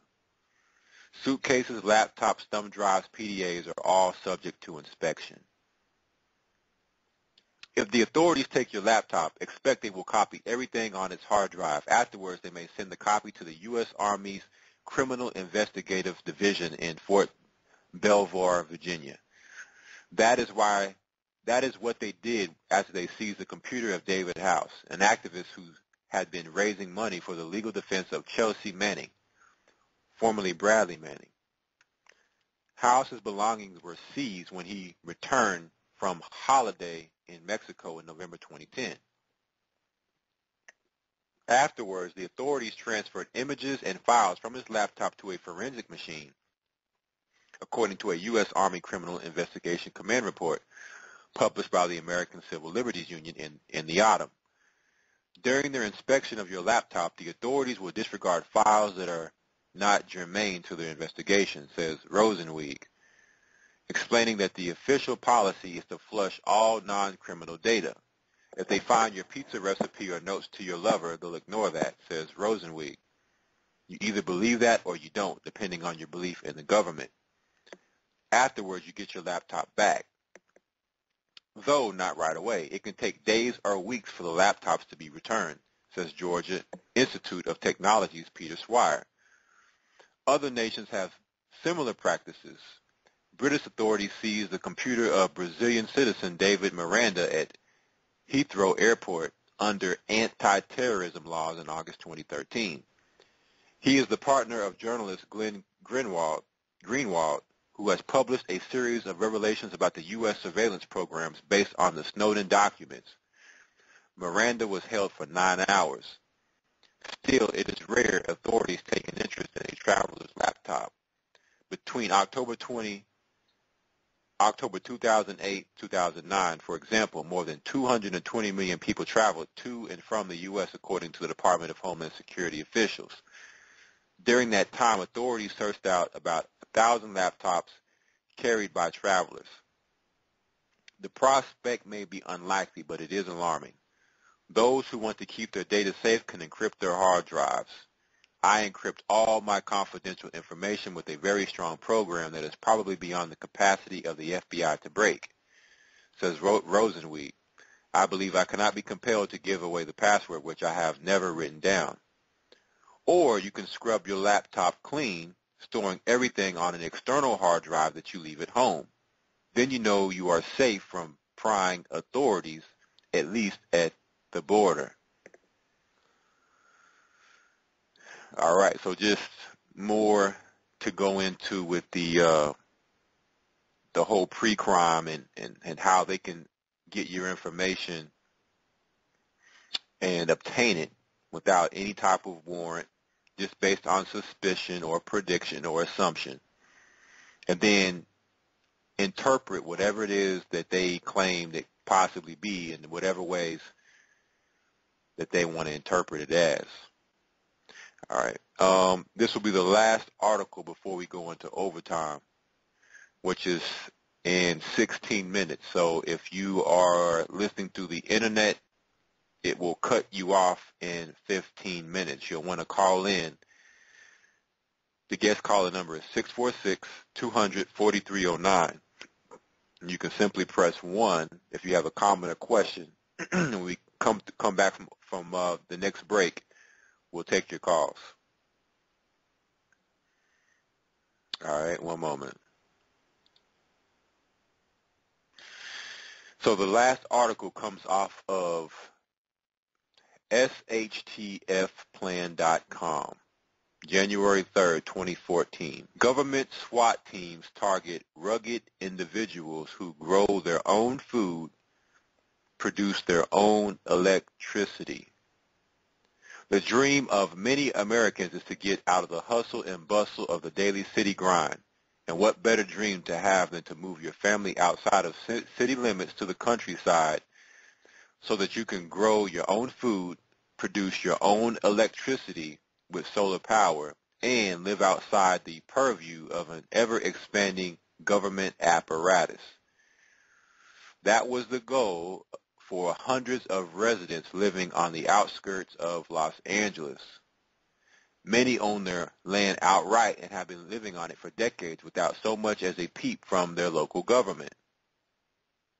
They've built their homes using whatever means they had available to them. They planted their own fruits and vegetables. They even set up their own personal power production stations using solar panels and miniature wind farms. And they've lived peacefully without violating the rights of those around them and leaving a very small carbon footprint to boot. For all intents and purposes, they achieved a life of independence and freedom. But the tentacles of tyranny are everywhere, and no one is protected from their grasp.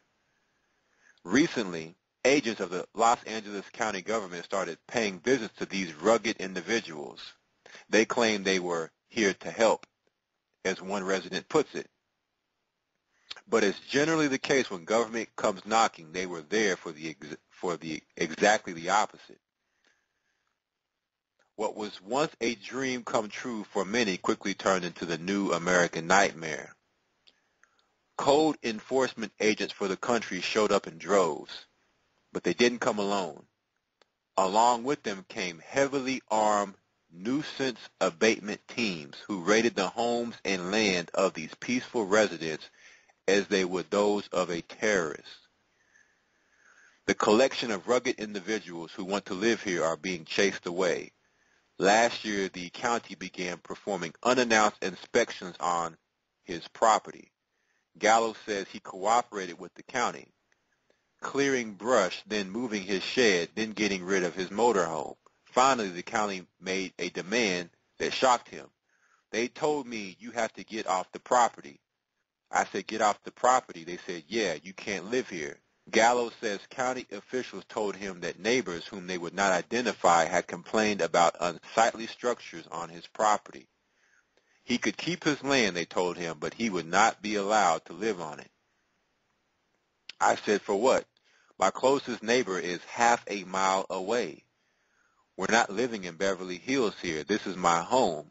All of a sudden, you got police at my front door, bulletproof vests, guns, and then they surrounded the place. Everything I worked for was just melting away from me. I don't know where I'm going to go." Mr. Gallo is not alone. County enforcement officials with militarized nuisance abatement teams in tow have made similar threats to other residents, ordering them to destroy everything on their properties and get off their own land. So, this is what happens when you now start to separate yourself from the beast, live off the grid, be self-sustaining, is now you are told to get off your land. ultimately. But before that, they use harassment, they use intimidation. They tell you to get rid of this, get rid of that, that your neighbors are complaining, and your neighbors are half a mile away and can't even see you. Because this is exactly what they deem as terrorists under the beast.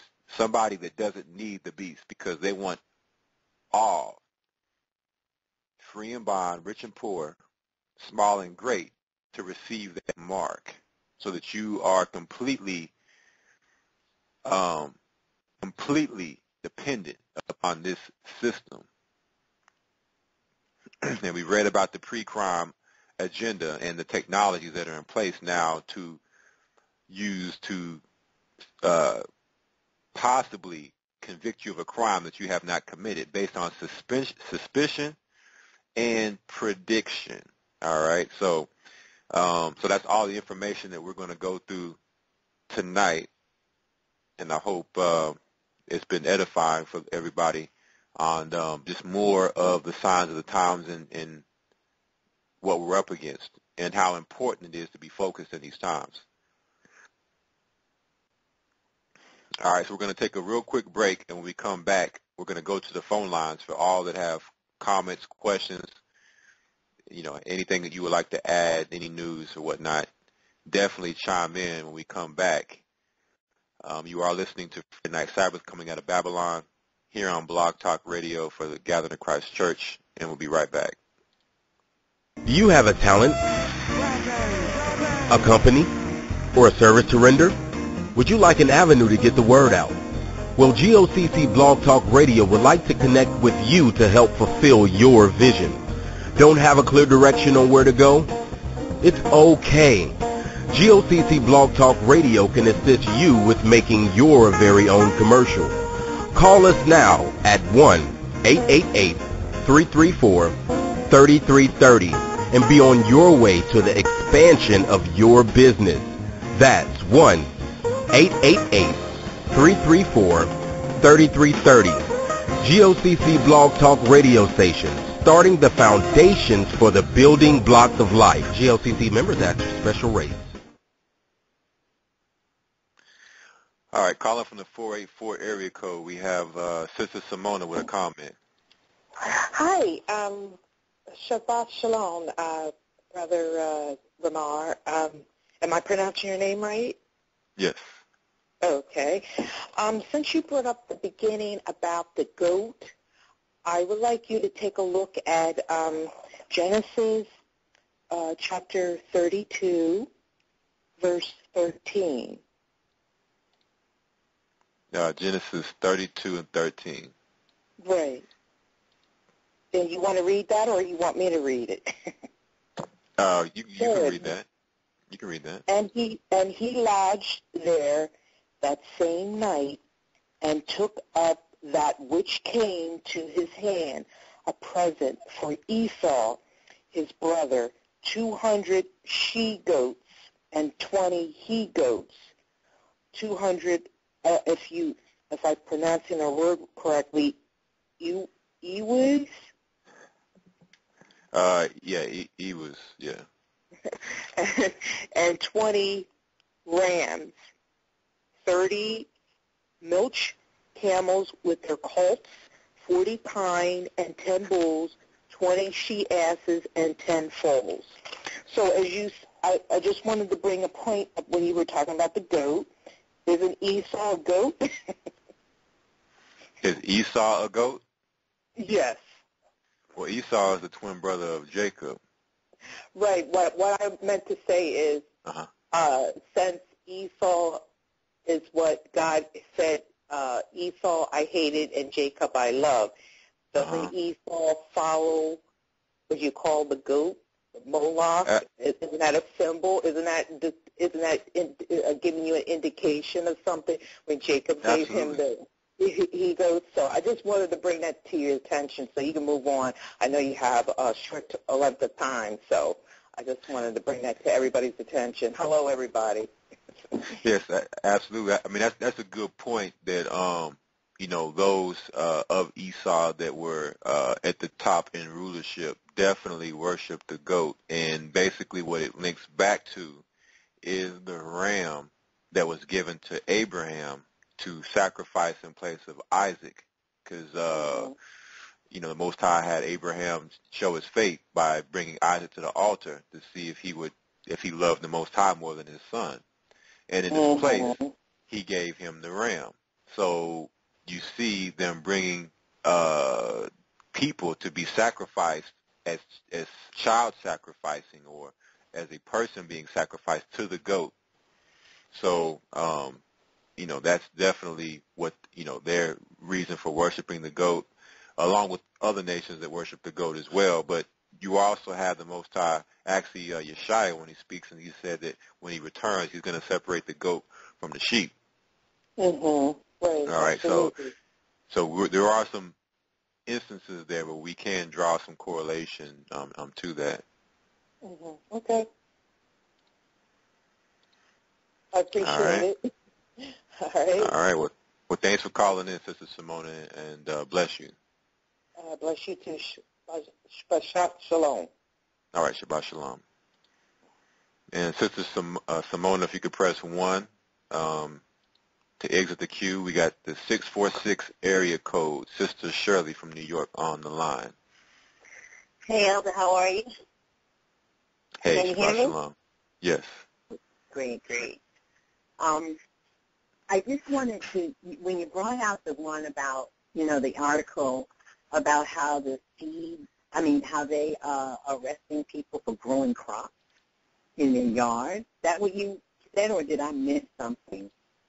Yeah, basically people that were living on their own land who were self-sustaining citizens, meaning they had their own land, it was paid for, they had their solar energy, they had their own crops, they had everything set up for themselves.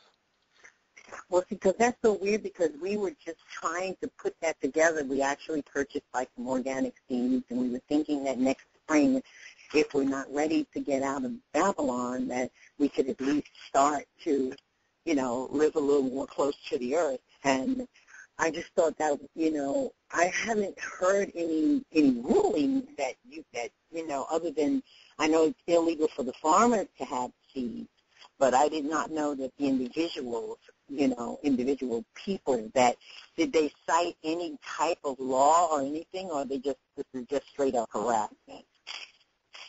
Well, they've passed laws that you can't grow your own crops if you're not like a farmer or something. Even with farmers, they're given a hard time with the whole Monsanto thing that they're pushing. But outside of that, you can't collect rainwater. So there's laws on the books. Basically what it's all designed to do is to keep you from being self-sustaining. They want you to come to the beast for everything. Healthcare, federalized. Education, federalized. Now seeds being federalized through Monsanto, to where you're getting genetically modified seeds to where they don't produce more seeds, to where it only is going to yield 1 year's worth of crops. And then after that, you have to come back to them to get more seeds. So this is the way they're going, because, again, if you're self-sustaining, then how can they get you to take the mark of the beast, where no man can buy or sell?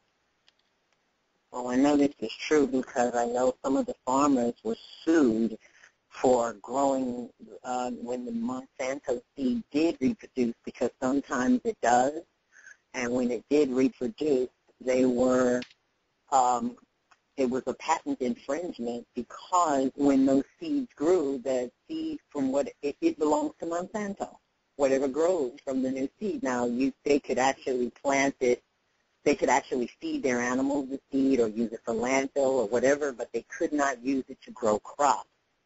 And, that is really disgraceful. So I don't know, it's almost like the only answer is to leave. And then how long will that last? Because the United States and all the other countries are heading out to every little area they can find, to try and get the control that they're trying to put in place. So it's like really kind of a horrible deal we're dealing with here. Right. Yeah, that's where we're at with everything. But we know that there will be those that will make it off the grid, that will sustain themselves for a time in the wilderness. Most High will sustain those off the beast system and the beast grid. So, but But everybody else, they're cracking down on. That's the reason why it's important to have the understanding of the wilderness, to know that there will be a place where you can make it to be totally secure until the return of Yeshua. So this is true. So, in thinking about it, it's almost like there's no place to go here, because we were thinking, okay, maybe we should move to one of the southern states and just kind of stay there, but it's, until we can gather our flock and leave. But, I'm not sure that that's even the answer. It's just so hard. It really is, or at least for me. But and then on another note, I was listening to this God, I can't remember his last name. My sister's on. She can tell you what the guy's name is, because she sent me the link. And this guy is taking the Bible and just showing every bit of paganism that is in the scriptures all over the place, based on what we're doing, what the churches are doing, from the Jews, from the Catholics, and everyone, and using words like the words that are in the scripture, English words like Israel, Israel, and Solomon. He broke that down into some other demonic terminology.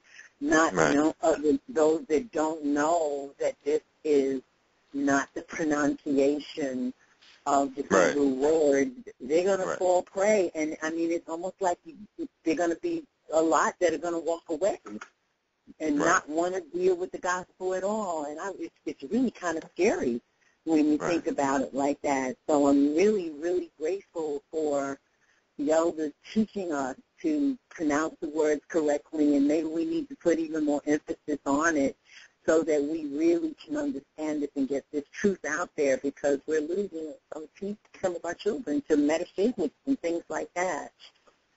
So I just wanted to bring that out. Right. When you have understanding of the language, is definitely key when you're speaking to people that try to come with those type of philosophies, so that you can show them that, that word was never Israel, it was Yasharallah, which has nothing to do even close to the word Israel. But we use the word Israel because of the fact that that's English and that's what people understand. So regardless if they use the different names of the different gods, inject that into making that the name, Israel was never Jacob's name.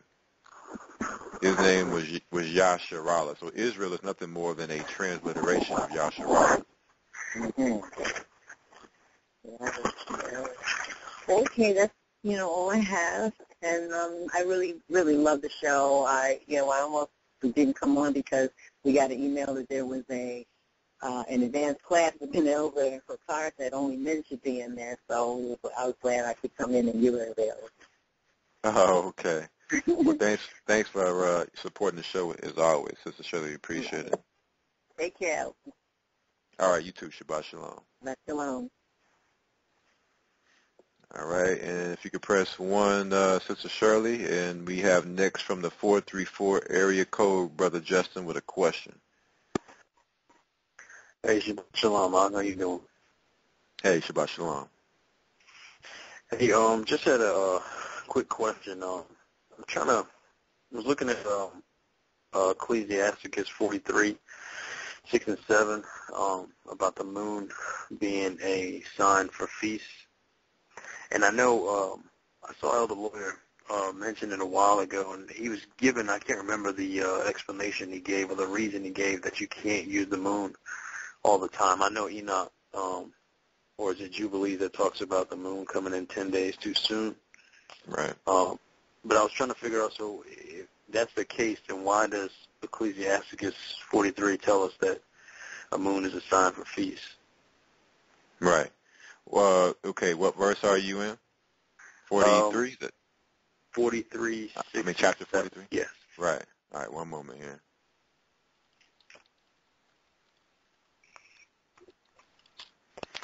When you look at the moon, you had Issachar,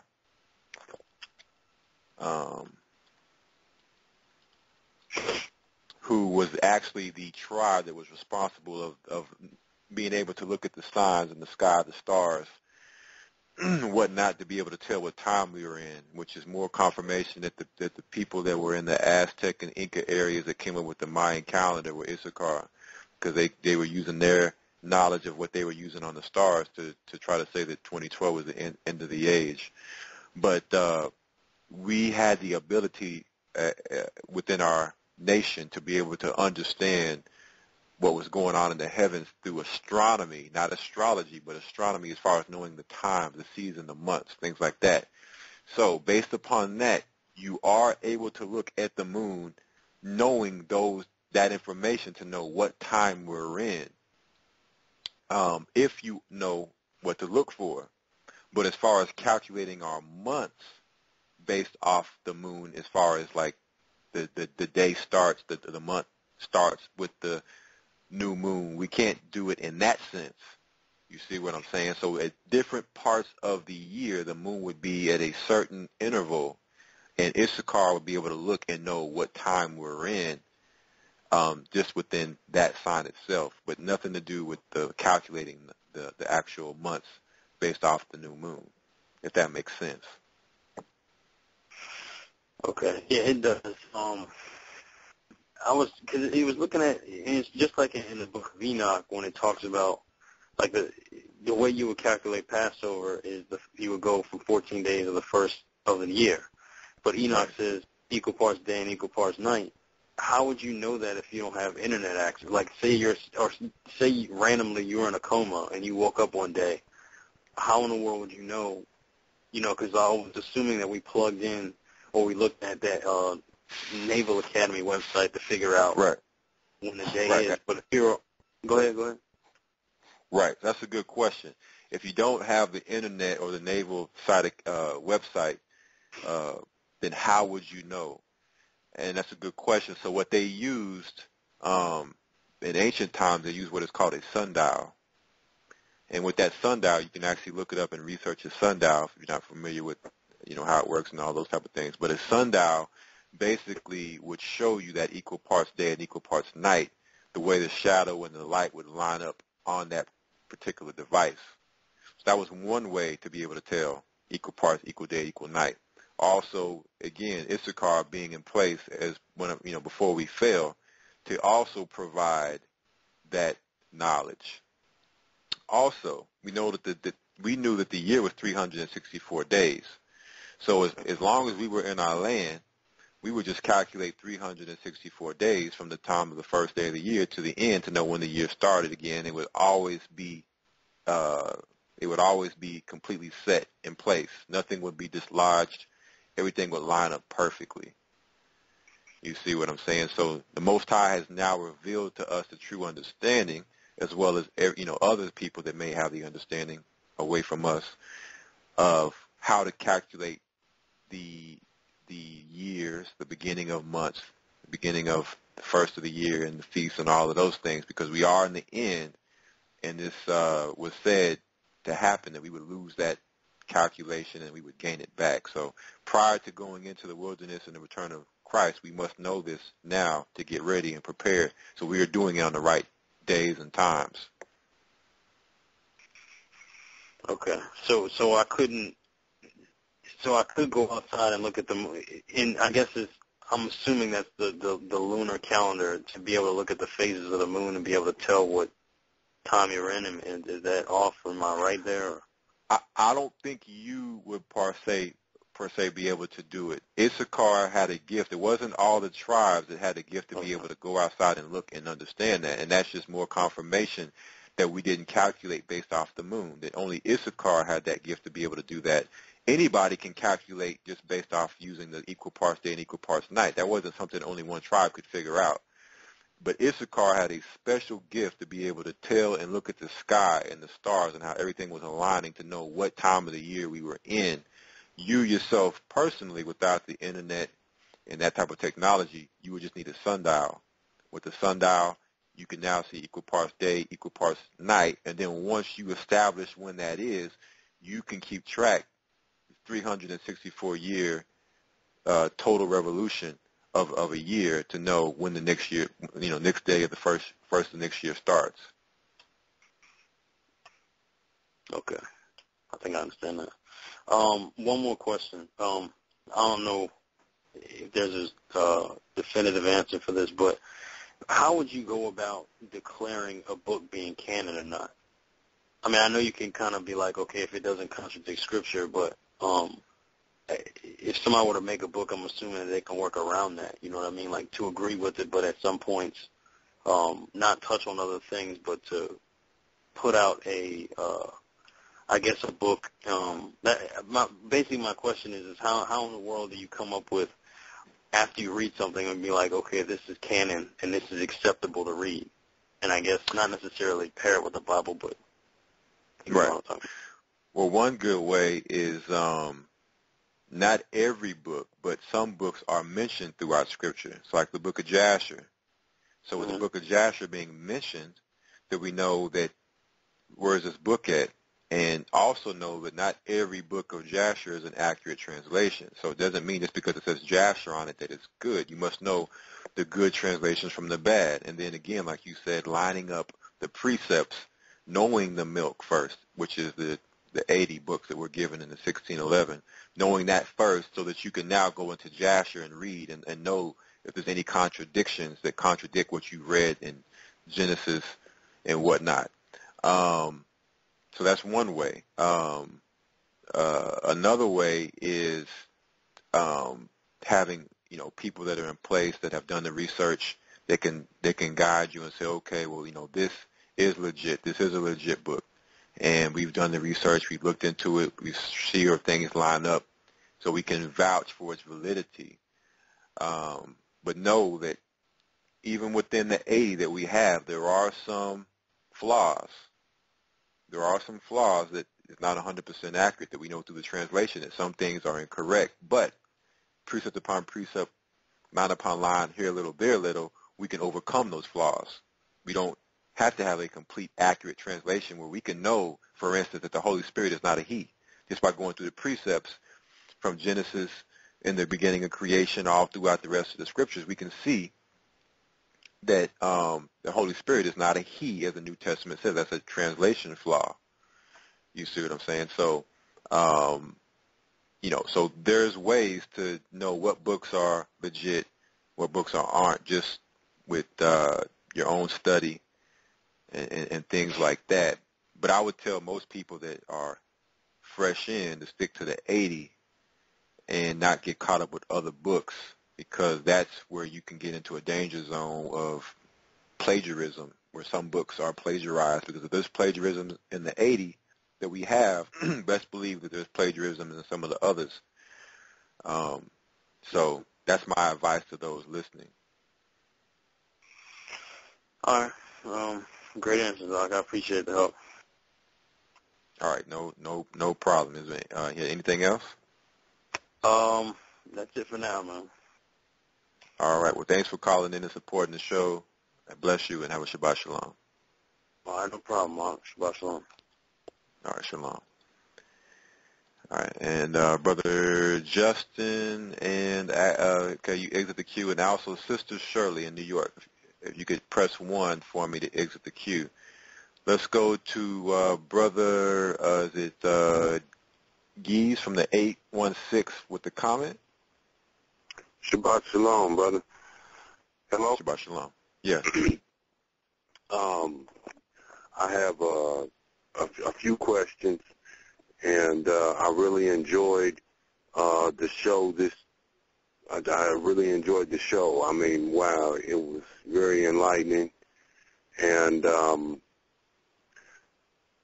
had a question, a few questions actually, and a comment. They've been talking about the Redskins and Gad, and it seems like they don't know that they are Hebrews. They don't seem to know. And I was looking at Numbers in Deuteronomy chapter 15 of Numbers, verse 38 and 39, and Deuteronomy 22:12 about the fringes, and just thinking that right there tells you that they are God's people. That's definitely a good indicator. And also when you look at Deuteronomy 28, a lot of those same curses, pretty much every last one of them, fits them as well. People say, well, what about the slave ships? They didn't go into slavery, but what people don't understand, what they fail to realize, you can actually look this history up. But when Christopher Columbus first came over here, he took some of the Boricua Taino Indians off the shores of the Americas, Caribbean, and whatnot, back to Spain as slaves. So they went into Egypt or bondage as slaves also. When you look at the ox, when it talks about Deuteronomy 28 being killed, happened to them. When you look at their condition, Native Americans, they are in a worse and destitute condition than the so-called Negro in America today. Their life expectancy is lower. Their disease rate is higher. They've pretty much almost been exterminated. I mean, people can't even probably say how many times. They could probably count on their hand how many times in life they've seen a Native American Indian. You know, so yeah, absolutely. You know, just going into those facts, the Hebrew relics found in their tombstones, all their traditions that they had were Hebrew. They went off, started worshiping idols with the totem poles. As a matter of fact, when I was younger, living in Oklahoma, they had Native Americans. They would come and dance for our school, and they would sing. They would actually chant a haya when they danced. And when I was young, I didn't know what that meant, but they would just keep saying it, yeah, while they danced around in circles. So I didn't know what it was, but when I found out that was Most High's name, that came back automatically into remembrance in my mind, like everything just started clicking even more. So it's just things like that you can show. And even in Hollywood, there's instances where they've showed that they're Gad. And you also have Mormonism, which shows that the Native Americans are Gad. And that when you do the research, Joseph Smith actually stole the golden tablets. And that's where you get the Book of Mormon. It's actually from those golden tablets they stole, which was actually the Book of Gad. So, you know, all throughout history, you can see it, who they are. Amen. I was going to say that when you look in the concordance, Lucifer means light bearer and Venus. And we think of the Statue of Liberty, and if it wasn't a torch, it would be like a microphone. Susan B. Anthony, or I don't remember her name, that brought in that women's and the abortion, but that is one of the spirits that we have over this country, over our women, and Satan uses the woman, and that's in our families, in our homes. You mentioned the Holocaust and America being disposable. You don't it doesn't matter who you are. Right. They are like a douchebag. They're getting rid of this place. And they just used it as a scapegoat, and they're done with it. And I guess that would be the mother of harlots. Exactly. They used us up. So I was just going to bring that out, that the society that we live in I got my Bible, Isaiah 3:12, I want to say it is, that the women and children will rule over you. Let me just make sure I got it. Right, yeah, it's chapter 3, right? Right, verse 12, I believe. I just want to make sure. I've been having a bad habit of misquoting scripture. Yes, as for my people, children are their oppressors. We got the young guys out on the corners, and sometimes the police is even scared of them. And women rule over them. Well, the women, they get their head going, and their mouth is, oh, my people, which lead thee, cause thee to err, and destroy the way of thy path. it's kind of the Bible's truth. You also mentioned that Israel is not Jacob's name that God gave him. It's Yasharallah. And I praise the Most High for the way the truth is coming out in these times that we're living in. And in Deuteronomy 28:68, it says, no man will save you. It is the Most High that's going to deliver us, if it be His will. Right. But it'll be by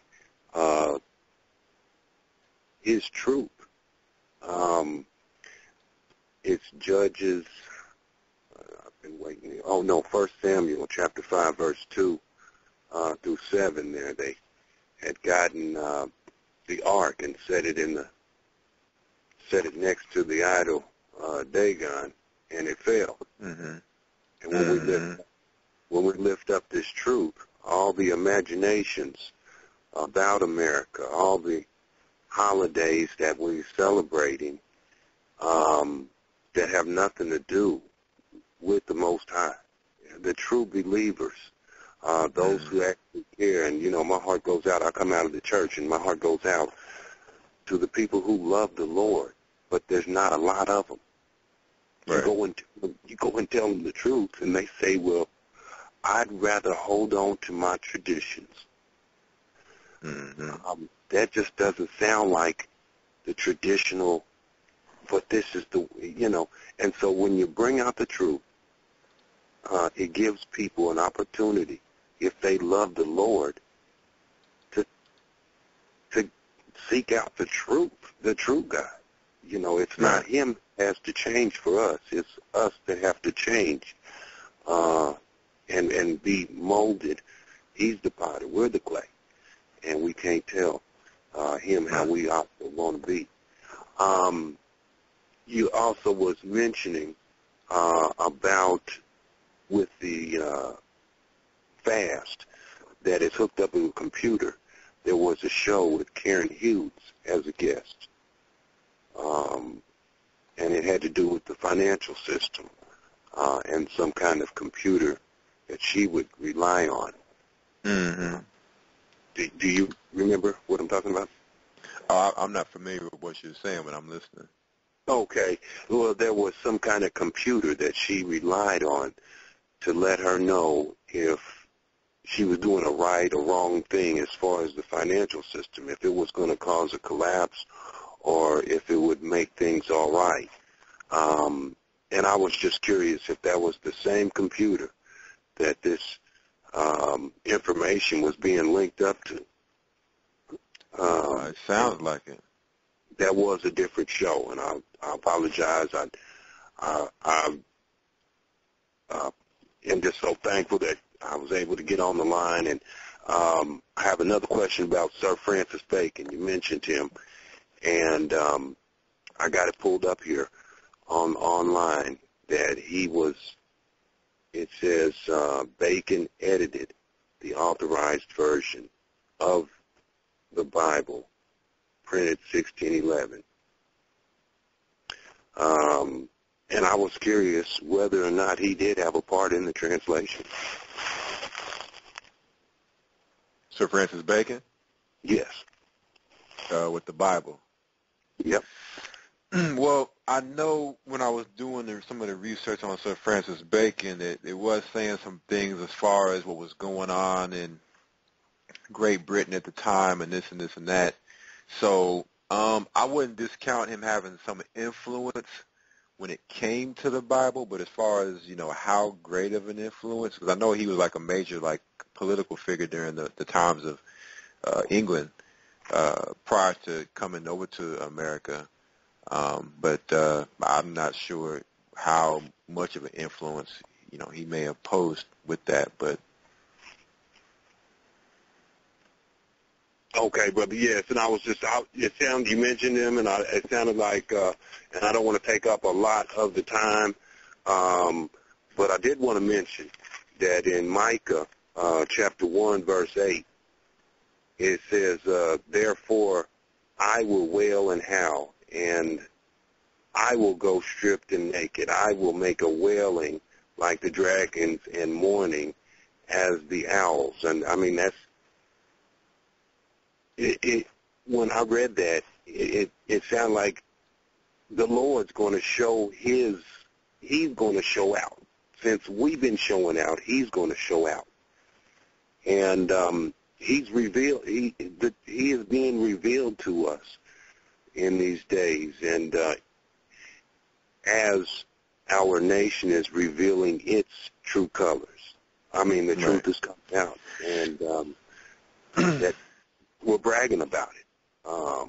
All of the we're bragging. Our nation is, this nation is bragging about it. Amen.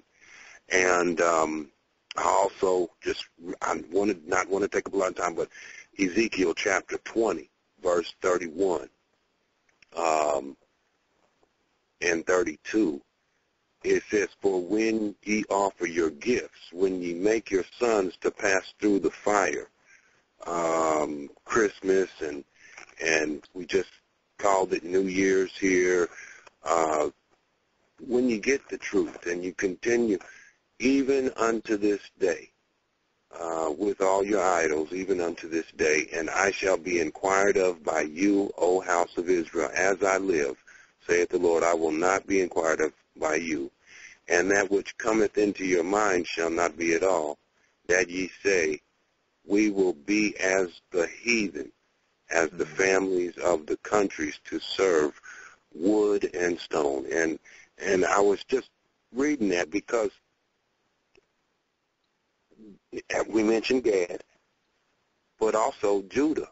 God's people don't know that this Bible, and these are our records. Right.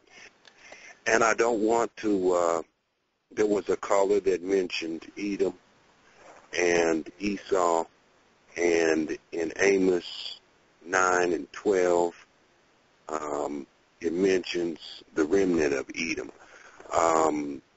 And brothers brought out earlier that if we were in Egyptian captivity, we'd be talking about Egyptians. If we were in Babylonian captivity, we'd be talking about Ethiopians. If it was,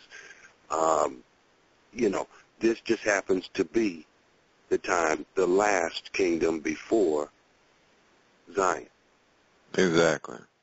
And so it's not against a person. And, amen, like I said, my heart goes out to all those people that I went to church with. And there's a lot of different Hebrew from Judah and Issachar getting together. There's a lot of camps. And they don't agree altogether. I think it's Psalm 138. It says, thy word above all. He's going to magnify his word above all his name. And in 1 Kings chapter 8, verse 39, Solomon is saying, Lord, you know our hearts. And a lot of people say that all the time, but not everyone is presented with this truth. But when you are presented with this truth, prove all things. You have to study the truth. Then it's up to you to get to it. But I just and I'm gonna say again, that's Psalm 133. It's us coming together.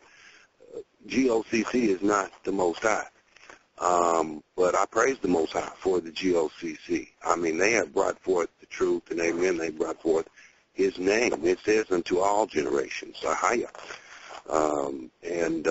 Amen. I remember the Indians saying, Ahaya, Ahaya. Amen. I remember that as well. And so everybody has different parts. And what it is going to be wonderful when we come together. I think about Nineveh, and I just pray that we'll come together because that's our salvation. Yes, sir. And who would want all the people that we grew up with, all of our families?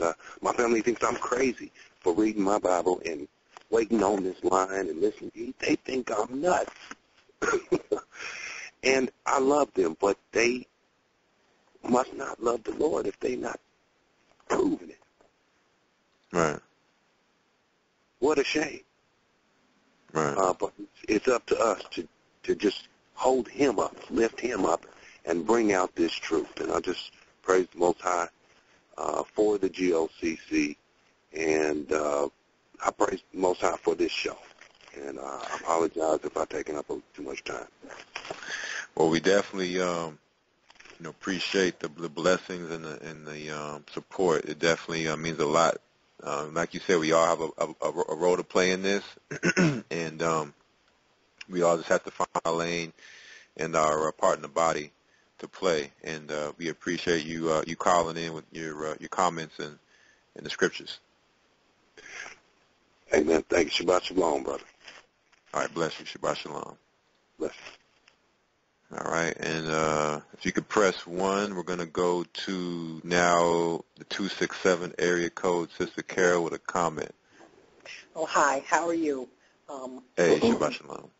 Shabbat shalom. And that was my sister earlier on, Shirley, who was trying to give you the name of the guy that had all of that information in reference to what some of the things stood for in the Bible, as far as like the heathen would have interpreted it. Like she was talking about Israel and blah, blah, blah.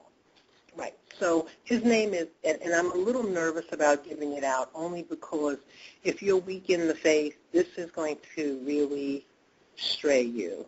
Because this guy sounds like he knows more than the average Joe. And he pushes the fact that he studied this for 42 years. And people get a little enamored, especially if it's a Gentile bringing the information. They just love it. You know, we just love that. But anyway, his name is Jordan Maxwell, and you may know him.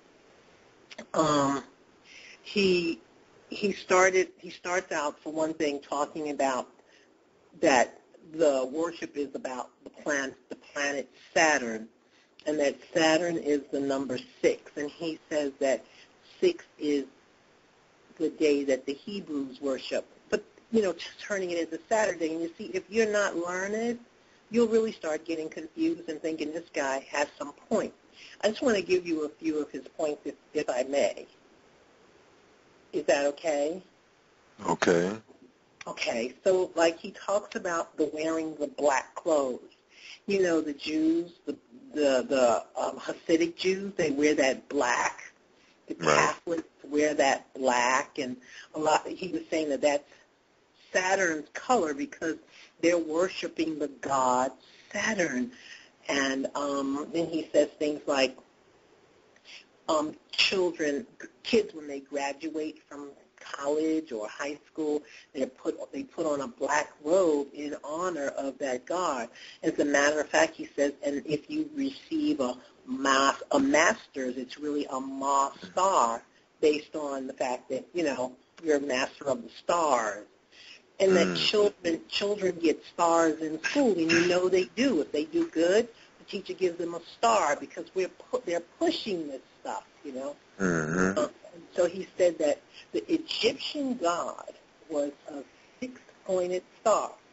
And I thought that was kind of interesting. You might have known that already. And that the sheriff, it was called, it wasn't a god, it was a symbol for Saturn, but it was also called the sheriff, the 6-pointed star. And it looked just like the Jewish star of quote David. And, he said that in the United States, the sheriff still run around with that 6-pointed star on. So right. I'm not going to take up much more time with that, but his name is Jordan Maxwell, and I'd love to send you the link, but you don't get your emails anymore, so I don't know what to do with that. Or else you've got so many you don't get to them. Yeah, I get a lot of emails. That's why I was saying the best thing is the Skype. If you have Skype to, send it to me on Skype. I'll figure that out. I know you gave out a phone number earlier. Could you give that again? Some kind of 9 something or another. I was in the car, so I couldn't take it down. Well, the phone number I gave out, the 972, is for Texas. Right. I just assumed I could leave the message on there for you, but I'll try your email again. Okay. Last night there was a guy on. Did you listen to that? Yeah, the rabbi. I heard it. Yeah. Is there a way for us to actually get to that link? Because I went on Blog Talk radio station, and I searched and searched all day. I could not find it. It should be in the, let me look here real quick. It should be in the on-demand episodes. Oh, that's what it's called? Should be in the, it's called Raw Truth. Oh, okay, Raw Truth. I had no idea what to look it up under. Okay, you had Raw mentioned, Truth. Okay, go ahead. No, I was saying the Raw Truth, and it should be under the on-demand episodes. Okay, that was really, really a good. That was really good. Okay, you also said earlier that you were wondering what the guy was that kind of made the Bible become like hate message, and it was a television show. Duck Dynasty. Yeah, I didn't hear because part of the thing I missed because I had to go in and out of picking up my grandson. Okay, Tobit. 7:16. Now, I don't know if this is the correct version, but this is what it said. So she went and made the bed in the room as he had told her and brought Sarah there. She wept for her daughter. Then wiping away the tears, she said to her, "Take courage, my daughter. The Lord of heaven grant you joy in place of your sorrow. Take courage, my daughter." Then she went out. And it says then that, hang on for 1 second. It says, and taking paper, they made a writing of the marriage. Did you ever read that before? You're in Tobit what part? It says Tobit 7:16. Now, this may be a bad translation, but it says that and taking paper, they made a writing of the marriage. Mm-hmm. I just thought that was interesting. I'm in Tobit 7:16. I don't see that. It says right here from my Tobit 7:16, it says, after Raguel called his wife Edna and said unto her, "Sister, prepare another chamber and bring her in thither." And that's all it says. Yeah, again, as I keep going, it goes down to 18, but I don't see anything about it writing in paper. Okay, well, maybe this is just something, like you said, you can't guarantee the interpretations. That's yeah, well, are you reading? Where are you reading this at? It says something like DRA is the interpretation. I don't even know what that means. I mean, like, are you reading this online? Yeah. Oh, okay. Yeah, I do. You have an apocrypha, like a hard copy? I do have the real one, but it was packed away, so I was, like, looking at it fine. And then when I saw that, I said, wow, they made a writing, a marriage, blah, blah, blah. Yeah, Okay. The other guy called up. He wanted to know who the lady was with the abortion, and that was Margaret Sanger. So I just wanted to tell him that.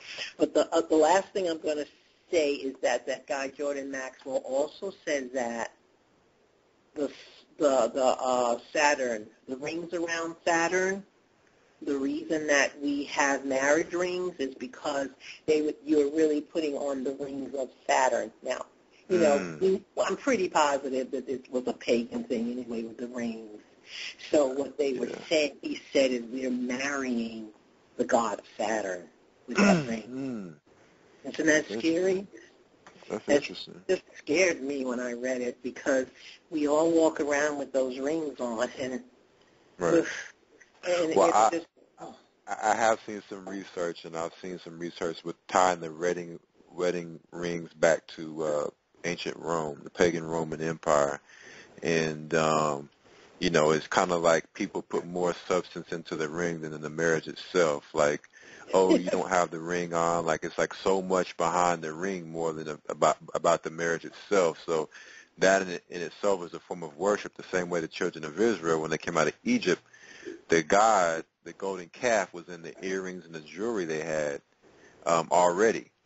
So, we can't make those things our substance or, put stock into those things, like the jewelry, Right. I've even heard people say that, oh, he better have a good ring for me if he thinks I'm going to marry him. You know, that kind of crazy stuff, but you're right. We do put too much into that. Crazy. I just wanted to say one more thing, and then I'm going to hang up. In reference to Obamacare, and I always have something to say about that. I was looking at the actual tax law on that, and I don't know who the people who are writing all of this, but I'm not, you know, like that lady, I don't know who she is, but the law itself said that it was only like 1% of your yearly salary. It wasn't a huge amount, but there could be other things that are in that 2,000-page document that you may have extra penalties for. But my choice, if I had to decide to buy insurance versus not buy it, I would just take the penalty, because the penalty isn't nothing compared to the price of that insurance. That insurance is out of control. Well, not only that, but look at the ultimate price of Obamacare, which is going to be your soul. Oh, yeah. I forgot about that part. Yeah, that's the ultimate price that you have to be concerned with Obamacare. Yeah, but you know, people don't believe that. You know, people. Whenever I tell people that, they look at me, you know, out of the side of their eyes, like, "You okay?" And then all of a sudden they don't talk to you anymore because they think you're crazy. But you know, whatever. Anyway, that's all. And thank you so much for your information. All right, Sister Carol, thanks for calling in. Bless you and Shabbat Shalom. Thank you, and I'll press 1. Okay. All right, so we're coming down to the last 10 minutes of what we have here for tonight's broadcast. We have from the 301, Sister Awayala with a question. Shalom. Shabbat Shalom. I had earlier you were saying about how the people, like the police, they were coming to people who were trying to live off of the land, making their own electricity and things of that such. So I had a question. Since they're going to those people who are trying to, like, get off of the grid and live off of the grid, do you think that, like, the kids who don't go to school, because I don't go to school anymore, I'm actually pulled off of the grid, do you think that they'll, like, get suspicious of that also? Well, I mean, it's hard to say. I mean, of course, we know what their ultimate goal is, that they're looking, the serpent is looking to war with the remnant of the woman and them that keep the faith in Yeshua and the commandments. So, you know, as long as you're doing what you need to do as far as keeping the commandments, doing the Most High's will, then either way it goes, you're covered. Whether you be the one that make it to the wilderness and make it to the end to see Yeshua, or you be one that's martyred and make it to the kingdom to be there by the throne of Yeshua. Either way, you know. So, you know, we really can't speak on what they'll do, but just the fact that we know what they're trying to do and what they're implementing, and we know what we must do to make it. Okay, and my next question is regarding the Sabbath. We've been really trying to push forward and just, like, doing everything the way that it's supposed to go, and we've been, like, preparing our food before the Sabbath starts, but my aunt, she researched some things that, like, it sounds like you can't open up a bag of chips. So I just wanted to get some more clarification on that. I know that you're supposed to do everything before the Sabbath and don't do any work or read, and you're supposed to read. And so I take notes on the Sabbath, and she went on this website, and it said, like, things that can't be handled like a pencil. So, like, how am I supposed to take my notes and study and things of that such? if I can't hold up a pencil. Well, that's a little bit extreme. Let me give you some scripture here. We're gonna read from the Bible to see what the Bible says. Okay. All right. Yeah. Go to Matthew chapter 12. Okay.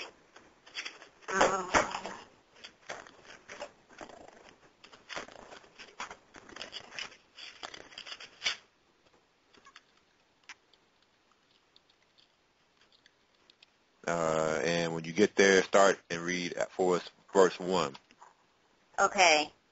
Trying to find it.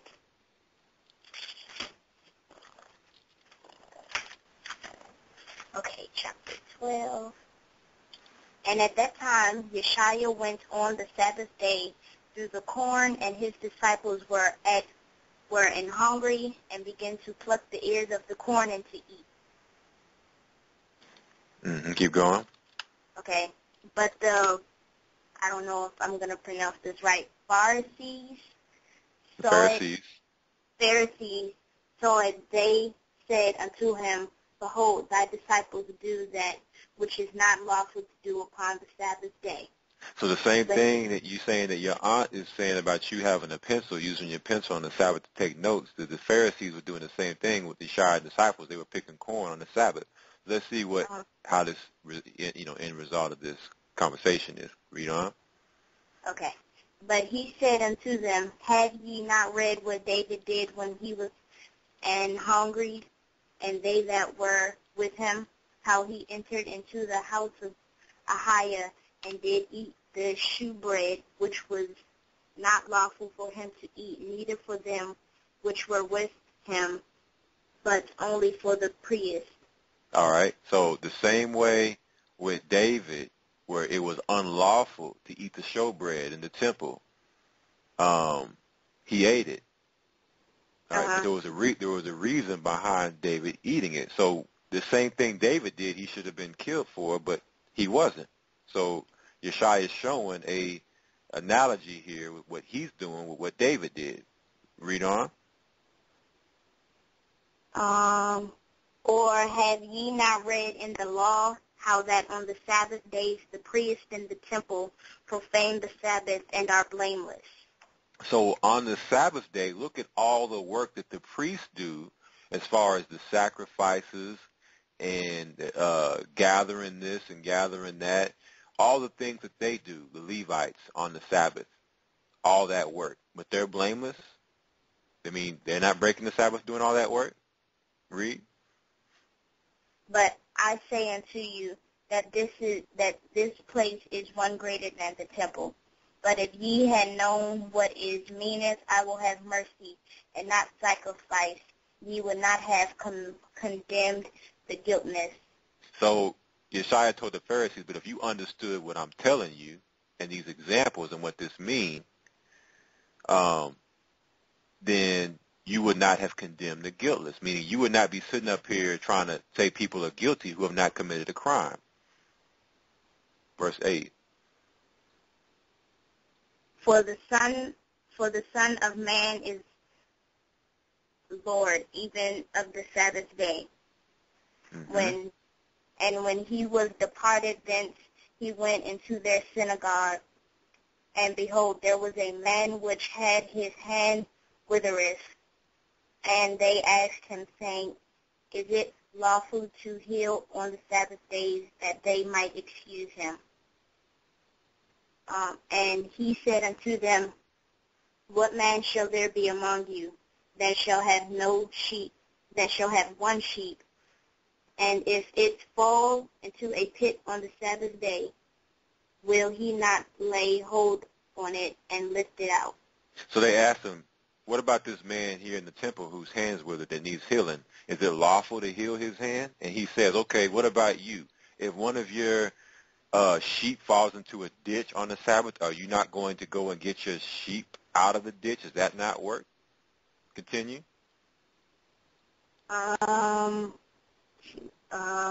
Verse 12. Okay. How much then is a man better than a sheep? wherefore it is lawful to do well on the Sabbath day. So he said, how much is this, is a man better than a sheep? Meaning that a man has a lot more value than a sheep does. So if you're going to dig a sheep out of a ditch, help it out of a ditch, because that's part of your flock, can I not heal a man who has a withered hand on the Sabbath? So he says, therefore, it is lawful to do well on the Sabbath. So as long as you're doing good on the Sabbath, it's lawful. And remember, we're not in bondage to the Sabbath to where we have to lock ourselves up in a closet somewhere and can't do anything. All right, that's what some people do that are extreme on the Sabbath. But if you're doing well on the Sabbath, meaning that you are taking notes or you're feeding the poor or you're speaking the word, and you have to be out and about in order to do those things. You may even have to make some transactions, if possible, to do those things. That's doing well on the Sabbath. It's no different than Yeshaya going and plucking corn because they were hungry, because he was doing work on the Sabbath. How can he do work if he's hungry, if he is weak? You see what I'm saying? So that's what is being shown. It's okay to do well on the Sabbath. There is grace on the Sabbath to when you have to work. Your job makes you work. There's grace, but it's when you don't want to keep the Sabbath. I want to go out and party. I want to go out and spend. I want to do this, doing that for your own